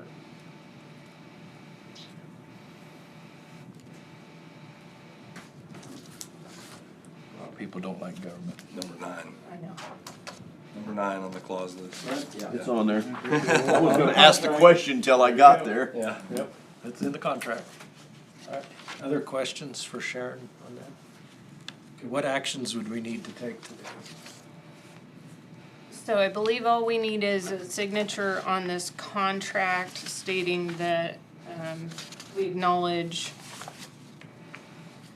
these grant conditions. Right. And Brad's reviewed the conditions, so we've had a review. And I would, in the grant conditions, there was a sample contract between the county and landowner. I reworded that to fit Marion County. Okay. So I think that the commission would need to take action to move forward with the grant program and to accept the conditions of the grant, and then the commission, have the commission chairman sign it. So moved. Wait a minute, discussion. This is only binding to the people that apply, correct? Correct. It's a first come, first served basis, and it is based on income, Okay. unlike the NRCS cost share program. Okay. I mean, that's only gonna pay for, based on what you're saying, like 5 systems, if they have to put new ones in. Per year.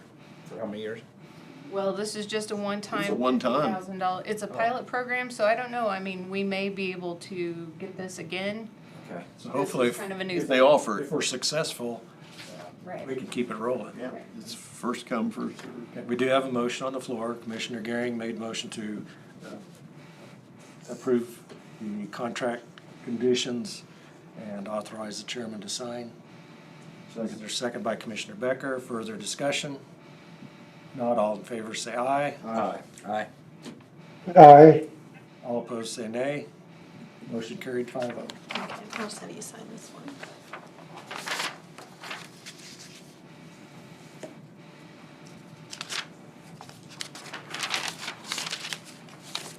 CRP and stuff like that, you gotta meet their standards. CRP ain't too bad, it's just gonna burn every 3 years. Well, Sharon, appreciate all the work you put into getting the grant. I think it's gonna be a real help for those who can use it and who qualify. And we hope you have 5 calls soon. But as soon as it opens, we'll have those phone calls.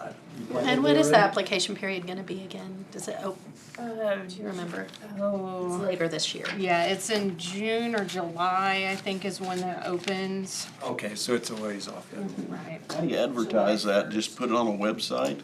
Yes, one of the requirements is that we put it on our county, well, on a social media platform, so we'll put that on the county website.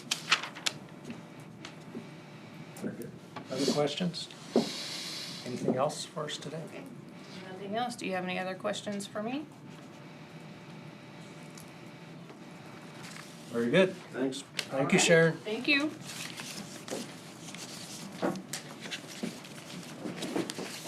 All right, Isaac?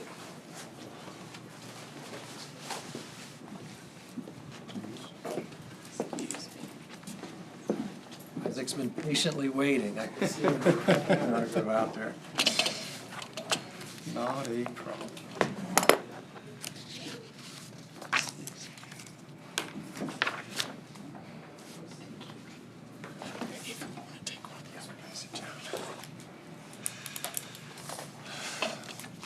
So I just have some end of the year numbers here that I want to go over with you guys.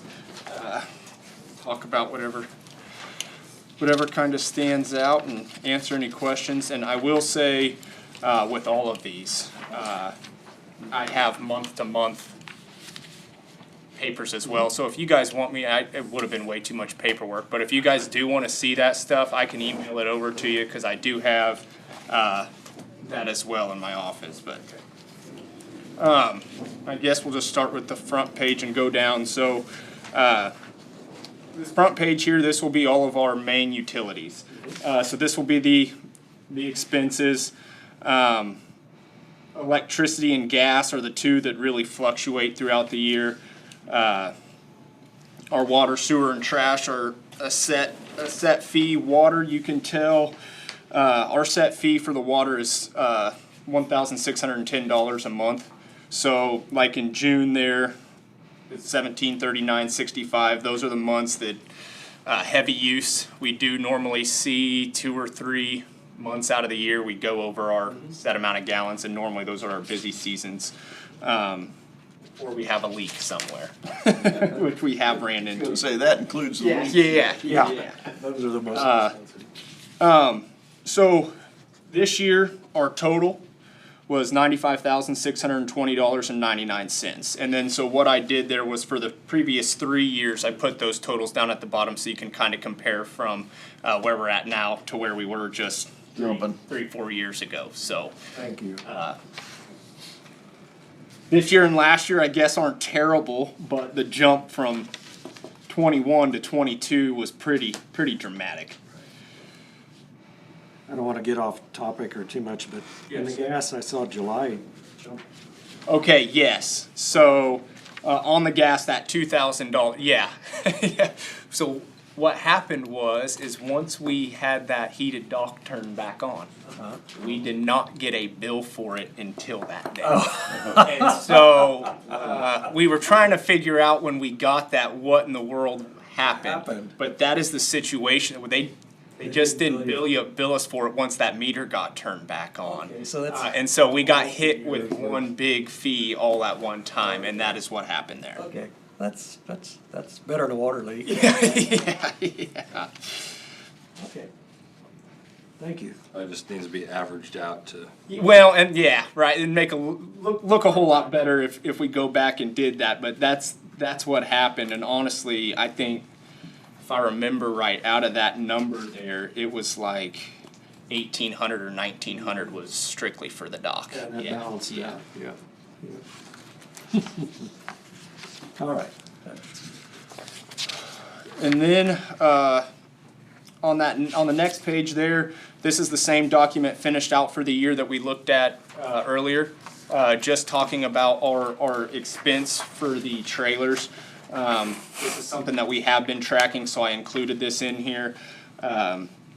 Really, this number was pretty good this year, like we discussed, and on the far right side, the total there, that would be all those plots combined for the number. So I do have on the bottom 22, 21, and 20. I have record of this back to 16, I believe. 22 was by far the highest. I think 16 to 20, we were right about where we were at 18,000 range. So really nothing too crazy on that this year. Kind of stuck with where we were. Once again, last year was extremely high compared to where we have been, which you see on the total expenses, utility expenses, and this for 2022.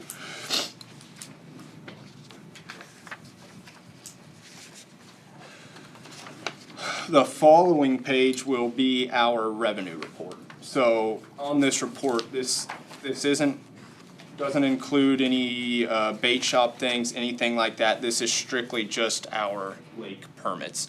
So our trailer rent, our lake haul, the county permits, that would be like our boating permits, golf cart permits, camping fees, things like that. So really, we had a pretty good year this year. I will say, to point this out, if you look on the trailer column down for December, that one is high. Everybody made sure they paid a little ahead in some cases with the knowledge of the rent going up. So there was a pretty substantial jump there that I did want to point out,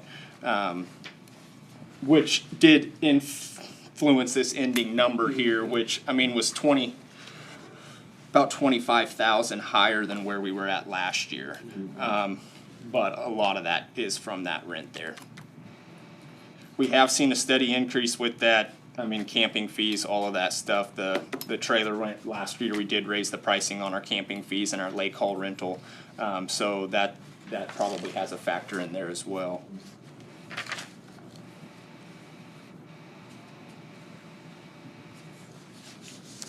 Are there any questions on that page? Looks good. And then the following page, I saved about 10 pages here on the breakout, and once again, I do have this month by month, if you guys aren't interested in seeing that, but. I like the short form. Right. Yeah, so on 2021, we started there in July, so that was our July to December. A lot of those expenses that first year was like our point of sale system, aerators for our bait takes, things like that. From last year to this year, our expenses were a little higher. We still ended up clearing about 4,000 on the year there. So it has been going well. I mean, I know for those of you, some of you guys have been in there and seen it. It's a pretty simple system that we have. We don't have anything too extravagant in there, kind of the basics. We've added a couple things since we originally opened. We've got rid of a couple things that we had that since we originally opened, but do feel like that's going really well. We have had a lot of positive feedback on that since we did open that up in 2021. Is any of this electric bill on these bills? No, it is not. It is not. And so, I mean, as far as the expenses go, that is 100% product. Or like we did, one of our fridges went out this year in the shop, so we had the gentleman from Peabody come over and fix us for that. So like that is included in here. But as far as electricity for the shop or like water for the bait tanks, things like that, I don't have that included in our expenses here. We probably, I don't know if we'd split that 50-50, because I know like with our electricity bill, the shop, the office is separate. We could split that 50-50, you know, and that's kind of, I guess, where it is, because we're in there anyways. But, yeah, I do not have any of the utilities included in that expense, Randy, to answer that.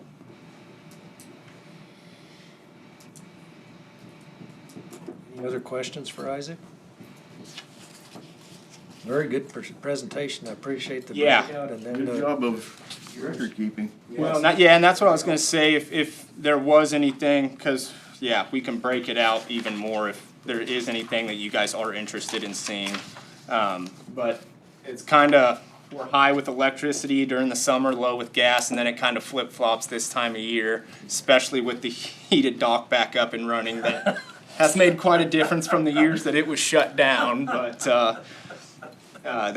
it has been, I mean, that dock is another thing that's been, it's been going really well. It's a very busy place this time of year, and it has been the last 3-4 weeks. And this is not a fair question to you, because you wasn't here when it was being sort of like a little charge for it. Yes, and yeah, stuff like that. yeah. Is there any, what do you think would happen if we had a fee for that, use that? Honestly, I think, I mean, personally, I think you'd have most 90% of your pushback from locals, if that makes sense. Because, I mean, we get asked all the time when we get a call, hey, we're coming up to fish the dock, how much is it? You know, and they're still on that system of and then you say there's no fee, and a lot of times you kind of get a reaction like, I can't believe you guys don't charge for this thing. But if there was, I would like for them to be put in a special account just to replace anything on that dock. That needs to be. That money used right on that dock. Floats, whatever happened, to be taken care of out of that cash. But that's, just thought I'd ask. Yeah, Thank you. yeah. And we do get asked about that a lot. A lot of people that haven't been out since the old one was there and there was that system, but. I think if we ever had a need out there, we could ask for donations. Yeah. Well, and A lot of people would say, I was about to get to that. about to say, hey, Voluntary. if we need something fixed out there, we'll donate a little money to it. We wanna fish. You get sponsorships, so you put on there, hey, no fee, but please support, you know, our local vendors, right? And then to be on that board, they contribute $250 or something to put their name on there, so all the businesses are on there. Yes. And then they can look, oh, I could go spend money over here, over there, and they're contributing to the tax. Yeah. And I don't know for sure, but it kind of sounded like maybe towards the end of that fee deal, they did have something down there where like it was a fee, but it was also a donation where like, hey, we're not gonna come down here and try to keep track of who paid and hasn't paid, but if you do want to submit $1 or $2 or whatever, and there was a box down there, but I don't know that for a fact. It just sounded like that talking to a couple. I don't know how long this. Usually those things will get broken into. Well, right. I'd rather be a little sign if you'd like to donate, just yeah. stop at the office, because otherwise somebody will carry the box off. Yeah. But I'm just saying that I don't know when our maintenance is gonna start on that building. It's gonna be someday, I would think. And we'd like to keep it as nice as it is today. And I've been through here when we started to start thinking about floats, and that wasn't the first time go around, because some of them, and how to get them underneath of it and stuff like that, so. We banned stink bait. That'd be the That's a best hot way. topic. That's a hot topic. Sometimes in the summertime, when they've been out there with that, you get inundated with flies. If you talk to the crappie fishermen, they would love that. The crappie fishermen will probably love that. I like the sponsorship idea. Would there be an objection to having Commissioner Goering work with Isaac to come up with a proposal? I think there'd be a lot of support for that. It's a simple one too. And it's simple. It's basically a billboard that says, please shop these vendors. And that's what we want. And then that creates the circle. And what's good about it is there's a high percentage of people out there that are not from Marion County, I'm guessing. Oh, yeah, for sure. Well, some of my biggest phone calls, out all the time it was down, was from Harvey County. Yeah. And Chase County. That people that knew me, they would call me and say, when's it gonna happen? When's it gonna happen? One of them was homegrown Burns boy, but lives in Harvey County now. Yeah, I mean, I think it'd be a good idea. Come up with a plan. All right. Thank you. Get your name up there. Anything else for us, Isaac? You got the first check. that is about it. Kind of just a other update. The materials have been ordered to get started on the campground back there. We are in the middle of doing some tree removal and tree projects that have kind of been stalled out with the weather, so we'll wait and see when we'll start picking that back up. And then the last thing, I have talked to Brian. He has not been out yet with everything that's been going on. I think either tomorrow or the next day, he asked us if we could go ahead and walk that and take some pictures for him just to see what he all gonna need to bring out when he comes out. So that way we can do that without him coming out and then having to go back and come back out. So I think within the next couple of days, we're gonna try to do that. It is frozen right now, so hopefully that'll make it a little easier, but all of that stuff has kind of been put on hold with the weather, but we'll be picking all that back up here soon. So we don't wanna hear of no rescue for the rescue boat boys to come out like there wasn't duck or goose yesterday. One final comment. Yesterday at our County Patriots meeting, our new state senator was there, Michael Fagg from El Dorado. He knows all about the dam. He sat in on that meeting. Yep. And so it was good to know that he already knows what's going on up here. So we had a nice discussion, and a lot of people don't know with the redistricting and all that. He's not new, but he's new to us. Well, new to us, yes. He's been a state senator for 4 years. He bordered up over here. Yeah. Next to Wilborn. But, it was amazing. A lot of people did not even know that. Yeah. So, anyway, he says, I was glad I came up here because I'd sat in on the meeting on the dam, and so, good. You got to see it. All right, Isaac, appreciate it. Yep. And this kind of helps eliminate, there's been a lot of good progress at the lake over the last few years, and we appreciate your work in making that happen. Absolutely. Thanks. All right, the most anticipated part of the agenda of the whole day. Bad Brad. Let's start with the donations. Okay. Do that one first. I went ahead and researched that and then spent some time as late as this morning. Finally got a call back from the IRS. Going ahead and doing something similar to what was discussed last week is very plausible. Okay. It is not an issue to do. There's a significant amount of guidance on any kind of an in-kind or service-related donation, along with materials and labor and anything else. It can impact what we've already done a year and a half, 2 years ago, where we're trying to keep people off of certain kinds of things. But then you have other instances where it's kind of handy to have them. Rather be on third. Yeah, and so we may have to have some discussions about that. You just add a clause in there during an emergency declaration. I could use that as our out. Yep. We had an emergency declaration that suspends. And I should have been a lawyer once upon a time. you also can, I want to go back to KPF. Yeah, So if you guys got to be do law that- enforcement first, Yeah, I wanna- then I go wanna to do law that. school. But anyway, I will, it's fairly lengthy. I will go ahead and forward that because I didn't have all of it until this morning. She gave me some additional sites. There's several publications, what they refer to as publication forms number such and such. 1771 is the one that's most pivotal for our purposes, substantiation and disclosure requirements for any kind of charitable form of deductible activity. There are also specific things, and it's fairly simplistic in terms of what they need from us. Really? Or what we give to these property owners.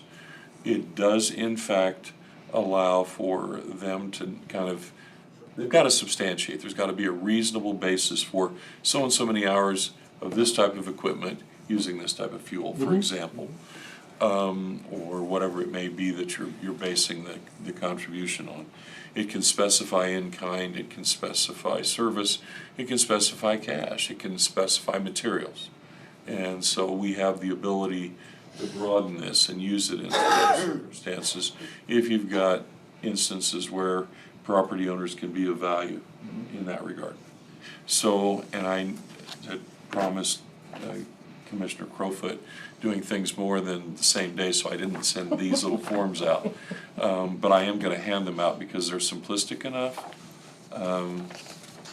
as to what they are for you to take a look at, and then I will also send them to you electronically. But this, I tried to keep these as simple as I can, just one page each.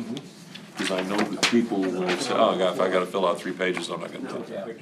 Yeah, Dave, thank you. You do have the ability to specify, we're not going to go ahead and accept or credit for donations up above a certain level. Put cap on it. Yeah. These are all the There same. are 2 separate things. One is a donation receipt. Okay, I mixed them all. Other one is a service or in-kind donation application. Got it. Here comes the Yeah. donations. Yep. I'll put one in Dave's too for this. One, pass it down. We had, and I'm sorry, I'm just going on and on, but the application I thought was appropriate in instances where, well, either way, it's already an accomplished fact or beforehand. You know, obviously, if it's an emergency declaration, you're gonna have an after the fact. But there could be instances I can envision, and certainly they gave a lot of examples, of different instances where governmental entities will work with someone, for example, who, well, if we had, like in a lot of the cities, these small retention ponds, and they have a business, I've had it also work with well drillers, but someone who can dredge, those kinds of things, and wants to do that as part of their service in a given year for a governmental entity or a not-for-profit. They can go ahead and ask, all I really ask is the ability to take some credit for that in terms of taking it off my taxes. If you have an electrical contractor in the area who decides he wants to wire this whole building for free, just because he wants the deduction given his level of accomplishment that year in terms of income, you can do that. So a lot of that's available to you if you want to do it. I kept this, as I said, pretty simple in order for us to go ahead and have an application process, like in this particular instance that we're talking about now. They can come in and fill something out as to what they did, when they did it, and how much. So we at least have some reasonable basis, and then we can acknowledge that in the form of a donation receipt that I was talking about over the phone last time. So it'd just be a donation receipt, we wouldn't have to 1098, 1099. That would suffice for their tax preparers. And I've called several of the tax preparers, and they said, depending upon the amount, you know, if they came in here and wanted 20 grand, and one accountant said, then I'm gonna call the county and say, really? Do we have some substantiation? Are you willing to at least acknowledge that you receive that kind of benefit? And I said, well, you know, it's be highly unlikely, particularly if we set a cap on it. But so far, all I was doing was tailoring it to some extent to what we had going on right now, so you can recognize these people. If you want to expand this, if there are instances, and as I talked with the people from, the one lady from the IRS, she said, shoot, we have instances in which governmental entities will accept a lot of different things from people in the right circumstance, as long as they have the requisite expertise. And I had one similar to this that was fairly healthy. They established a park in one of the municipalities. They didn't have any water source. Well, there's a local well driller who said, I'll drill a couple of them for you, down as deep as we need to go within reason. And all I'm looking for, no compensation, just the deduction. And that, you know, it was about a 20 grand deal by the time he was through. And he had those things all cased and set. So we did the same thing as this. So can you do it? Yes. If you'd like to do it, yes, you can. Would these suffice for that purpose? Yes. So on the receipt form, is the EIN supposed to be the individual's EIN? And if so, then we need that on the application too, I think. Actually, the way that these were, when I originally did it, it was our, some designation that we were in fact the charitable organization. One of these had been used for 501c3, similar when I did it for one of them. And so having our identifying number on there or something indicating that we were eligible to provide, we were a charitable organization that would qualify for them to make a donation to. So the receipt is the county's EIN. Yeah. And if we don't wish to do that, yes, we can go ahead and also utilize theirs. Brad, okay, let's say we do something, and then we set a limit of 1,500, 2,000, whatever, I don't know, maybe 1,000, whatever, and somebody turns in for 5,000 off of this. How does that affect us? It doesn't. I mean, we're basically indicating that we're acknowledging service up to this amount. If you do more than that, you really, really were gracious. Because we're not even necessarily, we're not acknowledging beyond that point.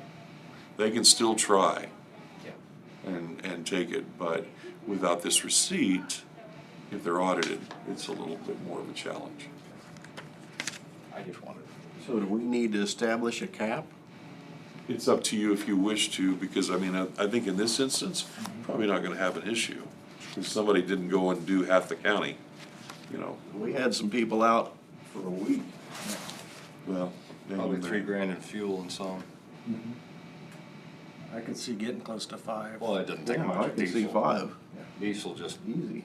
Oh, yeah. I mean, you just, And the pushing is what takes well, off. look at what Road Bridge spent on Yeah. fuel. Yeah. And then they've already ordered another truck Yeah. just to handle the week that they were out. Yeah. They squashed our whole allotment. Yeah, that doesn't seem unrealistic, you're right. And So, if you're just doing the receipt, the tax receipt with an application, then do we even need to have it? you don't necessarily have to. It's just a question of what you wish to do in terms of, if it gets out of hand or someone, in some way, if you started to have some truth and veracity issues. So there's got to be a review process. So who would be the reviewer? That's up to you as to who you wish to delegate that to. I Not mean, that I would suggest anyone in particular, Dave? but I think it's the management person. who- Dave Crowfoot has something to say. Voice from above. Yes. Wouldn't that be between the tax accounting and the individual? 'Cause It is. they're the one that has to prove it to IRS. Yeah, I They have mean, nothing to do with that. If you or I go to Goodwill and you take a couch in there that you wouldn't wanna blow up, but you say it was worth $5,000, cause that was near and dear to me. They just put down what you tell them. The challenge then generally is subject between, if you're audited, some proof of what was that value if you get to that point. The likelihood you're gonna get caught, probably not real great. Not unless they had another 87,000 agents to come out and start auditing everybody. Yeah, it's just when they get audited, they'll be, so they could put it, $5,000 of fuel for We're 4 days showing, of equipment work. we're showing our good faith Okay. effort by asking them to describe, what did you do, like in this case, how many hours, what kind of equipment, Yep. and, even gallons of fuel estimated. Given what it's for and the way it's done, as long as we can acknowledge, no, we did do something in the way of due diligence to confirm that they didn't just stay in the house where it was warm. I mean, they went out and did something. And it had this date line that had to be in between. Had to be during the disaster. Maybe somewhere it could be the dates. I don't know. And, yeah, well, and we can We need to specify that in here as you Make an wish. amendment to our resolution for on the road maintenance to include that verbiage. Oh, okay, going back to that, yeah. Yeah, so we can The include disaster that, the declaration resolution allows this. Yep. States the dates. Yep. But for the That's applicant, what we'd have to go by. I would insist on using the disaster declarated date, which is 2 weeks, which should cover it. And again, they're to provide the value, and I specified that on here. and then signature and date, did not put any kind of verification language or a notarization, because again, the more that you do, the less likely it is to be user-friendly. Is your neck okay, Brad? I just wanted to make sure you didn't pop it out of place there. Yeah, you're looking, That's just, it's, I just think it's thought- gonna get permanently stuck sideways to the right. I knew it would be something that the county administrator would want to take on, so. So is this something we can put on the website and they can fill it out electronically or do a PDF and they can print it too, either way? I can certainly send it over in a form that you guys could load it. Send it over in Word so I can edit it. And then we'll do Okay. PDF. Okay. Would it be better to do a PDF? Would the county clerk's office get inundated if we just, If we just did what? if we just did it, you can fill it out electronically instead of Oh, we don't, I mean, that takes a little bit of doing. I mean, Yeah. I'd rather do a PDF and return it to the county. So what is the recommended process? Post it on the website, they download it, fill it out, mail it in, bring it in, email it in? any of those. Yeah. And does it go to Road and Bridge, or does it go to the county clerk? That we Well, haven't it could go determined to yet. the county clerk and then we could verify with Road and Bridge. Does that sound like an acceptable process? It sounds like the best and only process. I may be taking a risk here, but I'm gonna take a step backwards in the process. We did talk at one time about doing payments to landowners.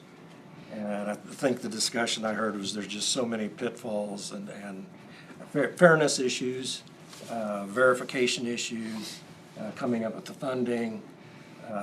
This seems like a much simpler process. I did hear rumors of another county, and these are rumors, making the cash payments. The rumors are false. And what I had heard was Morris County was making payments to farmers. They are not. What they did do was they hired contractors to help, and some of those contractors happened to be farmers. So of course, the rumor goes, well, we're getting cash payments. No, they're not. But I think that's valuable information to have. Yes. This seems to be a good compromise. Yes, maybe it would be nice if you're out there and you spent $1,000 in fuel, it'd be nice to get $1,000 back, but the reality of fairness, verification, I think you've done a very nice job of. Yeah, because I think every one of us can look at our own district and name a handful of we're doing it. Absolutely. Absolutely. Okay. Any other concerns about going this direction? No. I think it's, Like Tina said, a little bit needs to be tweaked and edited. Probably some verbiage about the emergency declaration. Yeah, I didn't even get on to there. that part yet. But I mean, we haven't even amended the. Then we have to go back and amend the other policy. Right, to allow on the road maintenance deal for this, so, but it needs to tie to it. disaster declaration dates. Yeah, disaster. Okay, I guess what I would ask for then is a motion to proceed with this process. So moved. Process of application for in-kind donation for those that went to extraordinary efforts and assistance, which we greatly appreciate, during the storm. And the disaster declared dates. Motion by Commissioner Gehring, second by Commissioner Becker. Further discussion? If not, all in favor say aye. Aye. All opposed say nay. Motion carried 5-0. We've got a process in place. Okay. Thank you for researching. Yeah, Thank you, Brad. It's surprising how really available that was. This one was. Yeah. Huh? One that's complete, so it won't be coming back to you, the fire truck that I'd mentioned from Peabody. By the time we got everything done and ready to bring to you, checked with the state and found out it was already titled appropriately in the where we were trying to get it to in terms of that particular district, is already in their name. So the title is in place, and so there's nothing more the county has to do.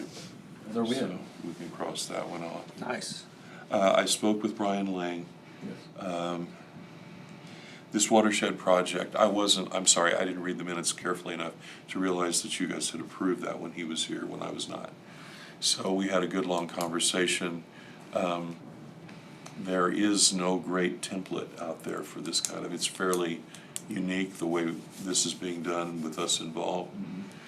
So I'm gonna draw that from scratch. Trying to find maybe another place that it came from, and if not, I'll just draw one from scratch. And then Our services to get credits.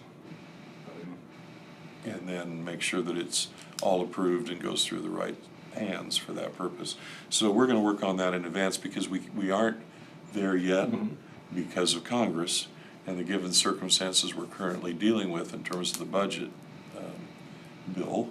The funding is not freed up or even approved for us to get this. It will be, they're fairly certain, but at this point, we don't have it.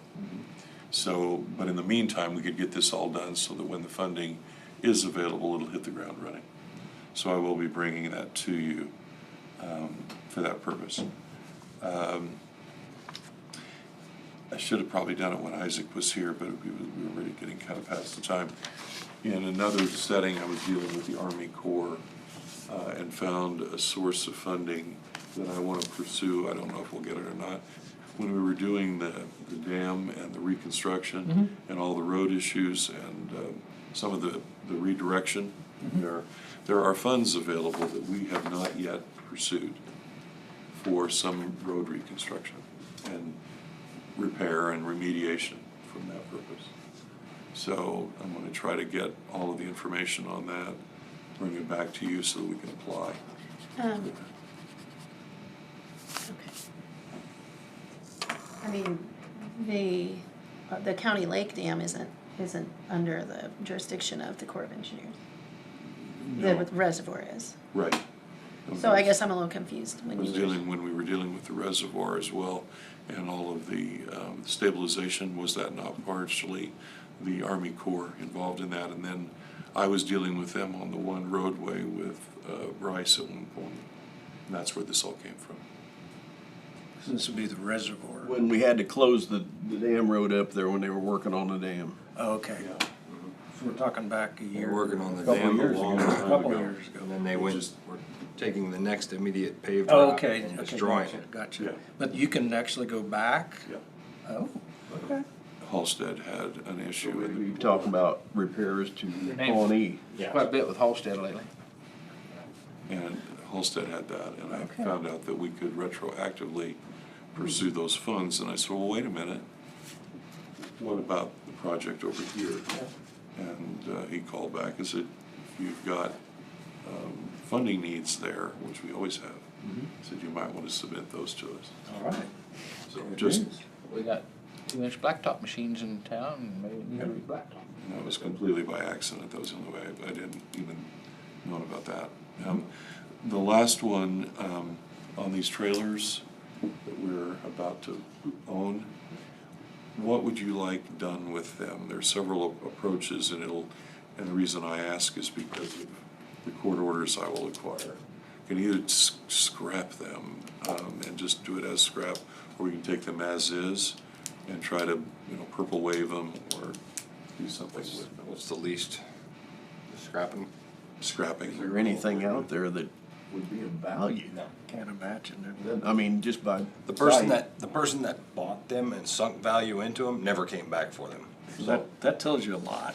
There's no The value. consensus I read is go the scrap approach. Yeah, I think there are scrappers who will come on site, just take them apart right there. Because I can't even guarantee you that we can pull them anywhere without them in the house. Come and get them. Trailer for 'em.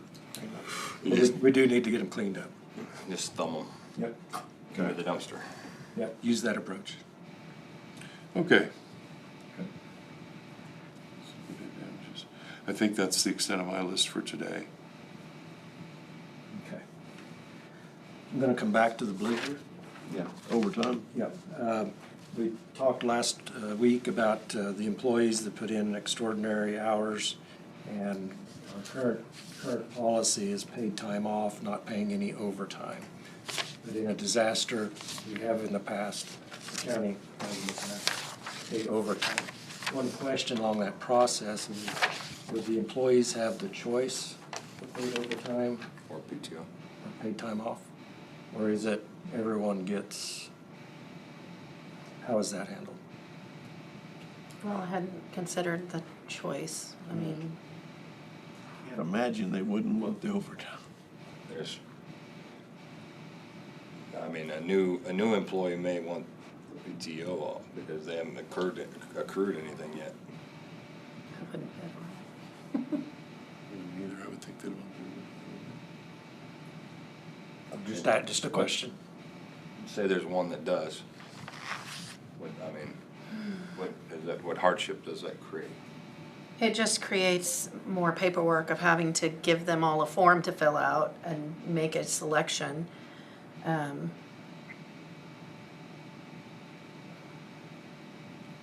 suppose. Yeah, I can't say we can't do that. I would keep it simple, just give them cash, Yeah, don't give them a choice. There's a reward for working hard, and thank you very much for all your time and service. I don't know, like some people don't have any vacations, so I just thought yeah. sometimes it's nice to have, something. Well, if we got the overtime. Right. they could- I guess we can do a form that says they decline it. Mm-hmm. And so but it's still, we would have to send a form out to everyone and. Yeah, It couldn't just be on request. no, because if you then have someone later on who comes back and says, I didn't realize I even had that option. Yeah. Once we establish it as a potential option, then from a management perspective, you're gonna have to make sure everyone knew about it and that they in one way or another acknowledged and waived it or took it. I'd rather be in favor of making a motion to go ahead and pay the overtime. I would agree with that, especially because of the time frame that we Yeah. have, because we're gonna have to process Yeah, we do. payroll next week. And if we have to develop a form and then figure out everyone's hours and then send it out and then get them to sign off, bring it back, it's gonna be difficult. That pushes us back another week. You have a motion? I have a motion.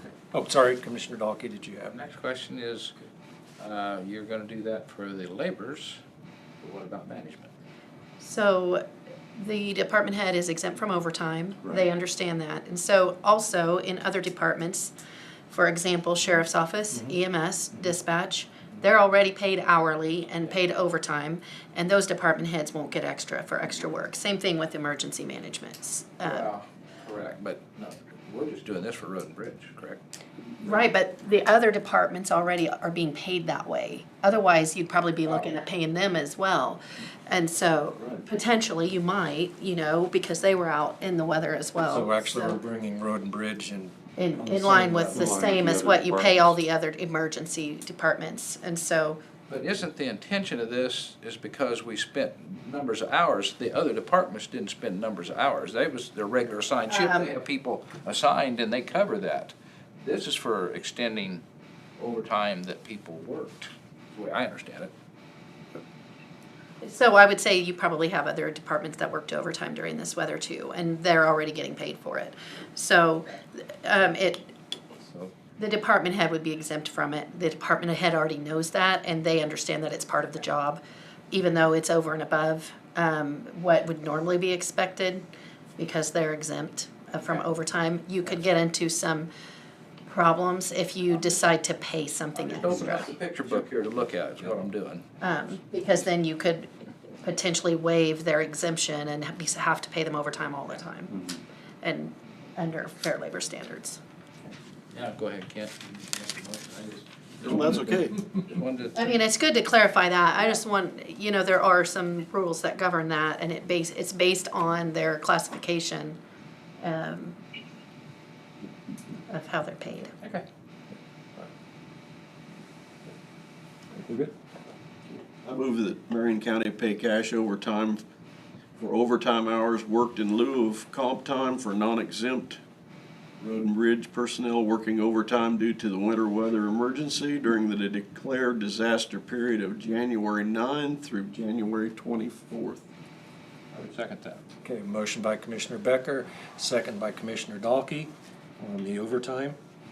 Any further discussion? If not, all in favor say aye. Aye. All opposed? Aye. All opposed say nay. Motion carried 5-0.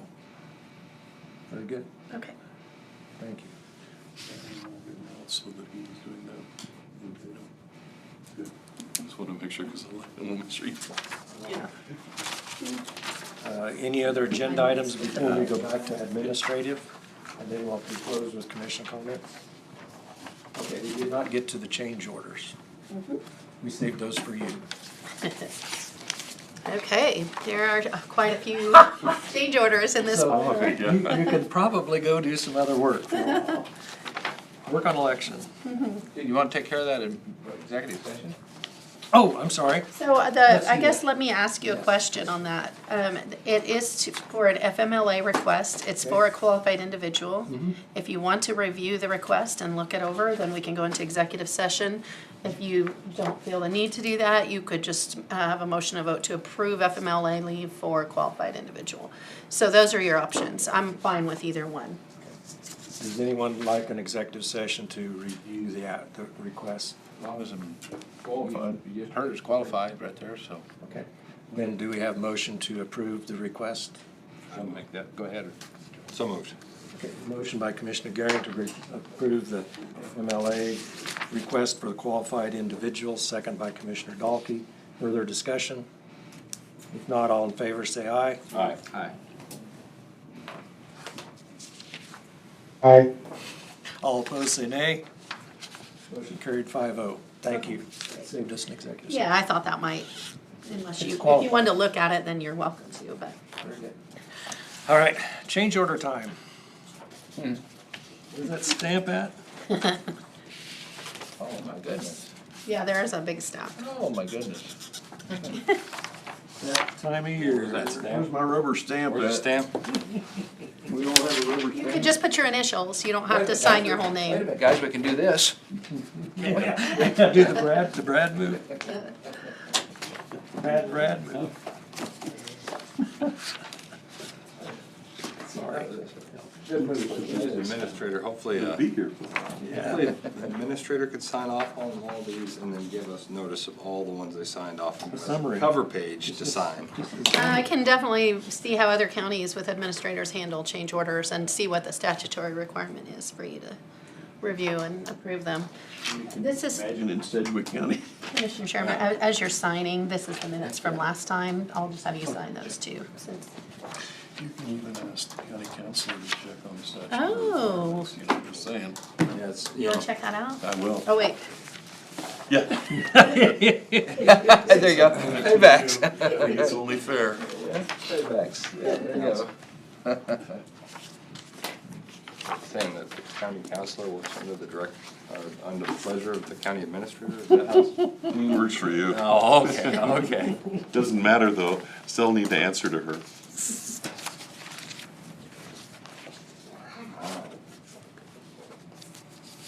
Some other details when you talk about county administrator. So I wanted to remind you that we do have an election tomorrow. For the, for USD 410, they have a special bond election, which means that we are canvassing on the 31st, which is our payday meeting, but we're gonna canvass at 8:30. Okay. So, and then we're gonna bump payday back a little bit. Okay. 8:30. And then, it's my understanding we're doing a special meeting on the 29th to do the interviews. Okay.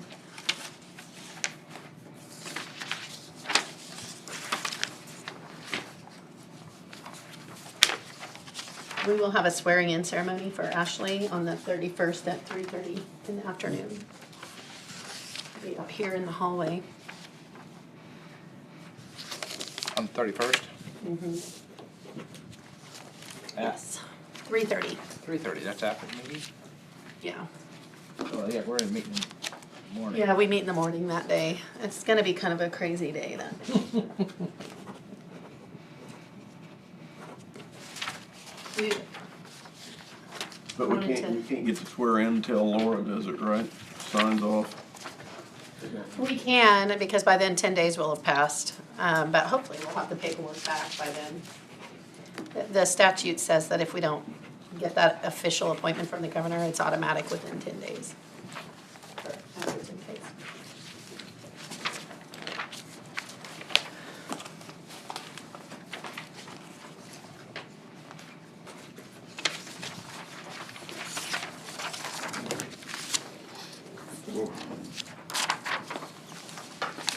Backwards is not, what?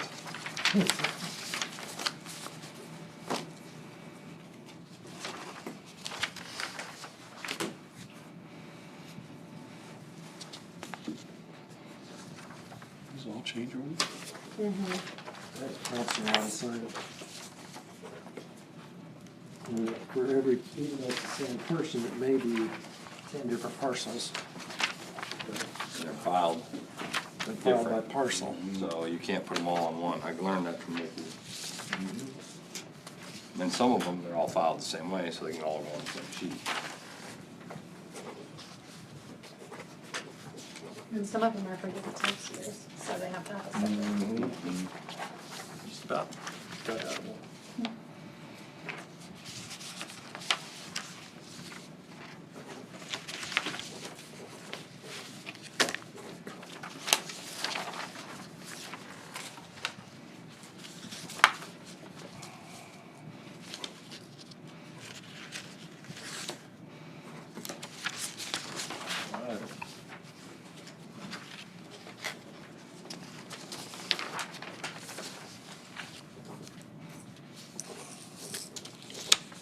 That's all three of his properties. Isn't it?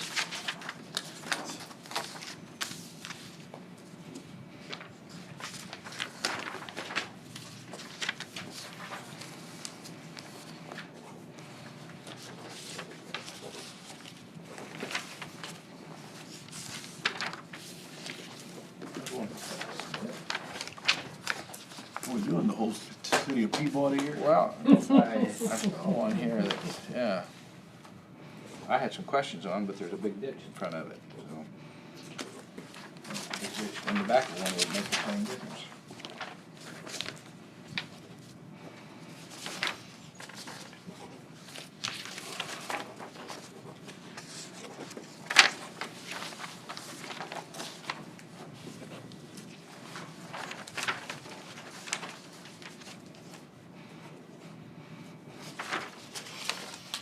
Said, new eyes were looking.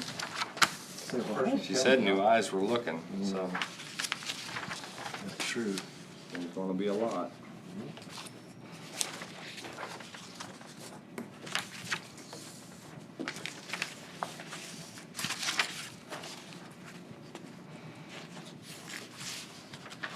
This may say something for one of our employees, because if some of these didn't get taken care of, they might go higher to the state.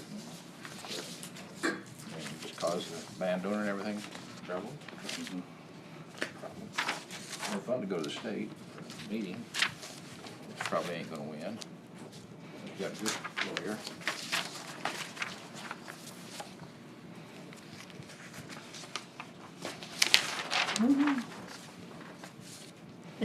Are you coming to the last one?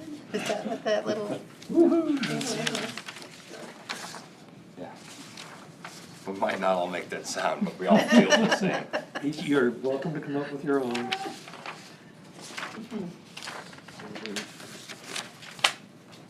All right. So.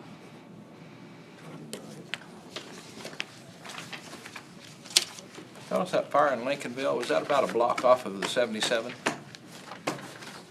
Tell us. Oh, that fire? Yeah, was it about a block off of 77 highway? I'm thinking about 2 blocks 2 off. blocks off the highway? You know where the fire department is? Yeah. Fire station. Okay. Is On that block across the street, we walked down to the corner and there it was. Yeah, I know where it's at.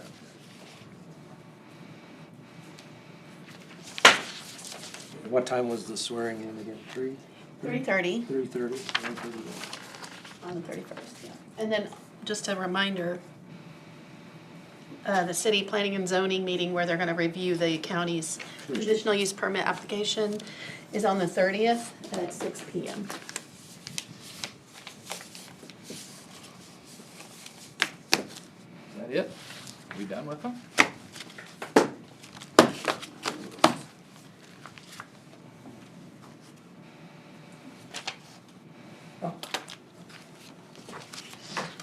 We have both interviews and one on Mondays.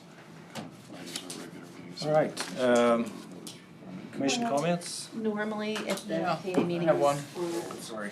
Monday, Tuesday, or Wednesday, we don't have another meeting on Monday. So it would be a special meeting. Okay, so they were asking about the 1 o'clock time for the interviews. Yes. But maybe doing other business. 12:30, meeting starts 12:30. So we'd have to make sure that the Is there, agenda. what other business are we Well, wanting to I do? thought if we were meeting there, if there was any need, if we don't need to, we don't have to. We just thought since we were gonna be there, if there was any administrative business we needed to. Okay, Just need to note at least that that's a potential, that we can just put it on the agenda, Yeah. the special agenda. Right. And if, Otherwise, you're in trouble if we're not. right, Okay, since we're meeting for the interviews, if there's some administrative business to take care of, we, okay, I don't know that we'd have any agenda items. okay, We do those on the 31st. okay. Okay, sorry about that, Randy. That's all right, that's okay. This is in reference to our department heads, elected and hired department heads both, of who they might hire in our, and I know the hiring process in our state world has changed dramatically in the last 3 years, 5 years. It's hard to get people. But I have seen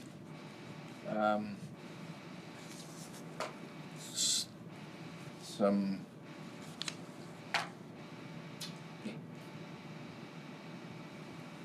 recently employed people that has, and I don't know all of the facts or anything, but has changed quite a few jobs. And I would encourage all of our hired department heads and elected that hires people to take the extra step to value us an employee coming in, not just to pass it through. Because it just needs to be done in a very, I think, informative manner. We don't want to hire an employee that's going to come and go, because that costs us money in lots of ways. And I think there needs to be some valuable background checks on what they do, what they've done, and value that, because there is a statement made to me, well, I guess if you can't get a job nowhere else, you go to the county. And that hit me pretty hard. And so I don't want the Marion County to be of that type of nature out here in our employment world. So thank you very much. And department heads and elected department heads, please take that in consideration for when we do hire employees. Thank you. Other comments? I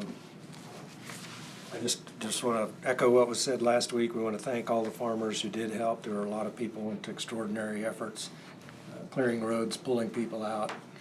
We haven't had a storm like this in decades. A lot of people pulled together to help, and we appreciate that. The storm has to happen, blow from the north or the west, not northwest. Yes. Because every road is blocked. Very bad. All right, with that, next election tomorrow. next meeting, the 29th at 12:30. And then our end of year, or our end of month payday meeting, we'll start first with election canvass on the 31st at 8:30, and then we'll move into payday meeting on the 31st. If there's nothing else, I move to adjourn. Second by Commissioner Gearing. All in favor, say aye. Aye. All opposed, say nay. Motion carried 5-0. We are adjourned.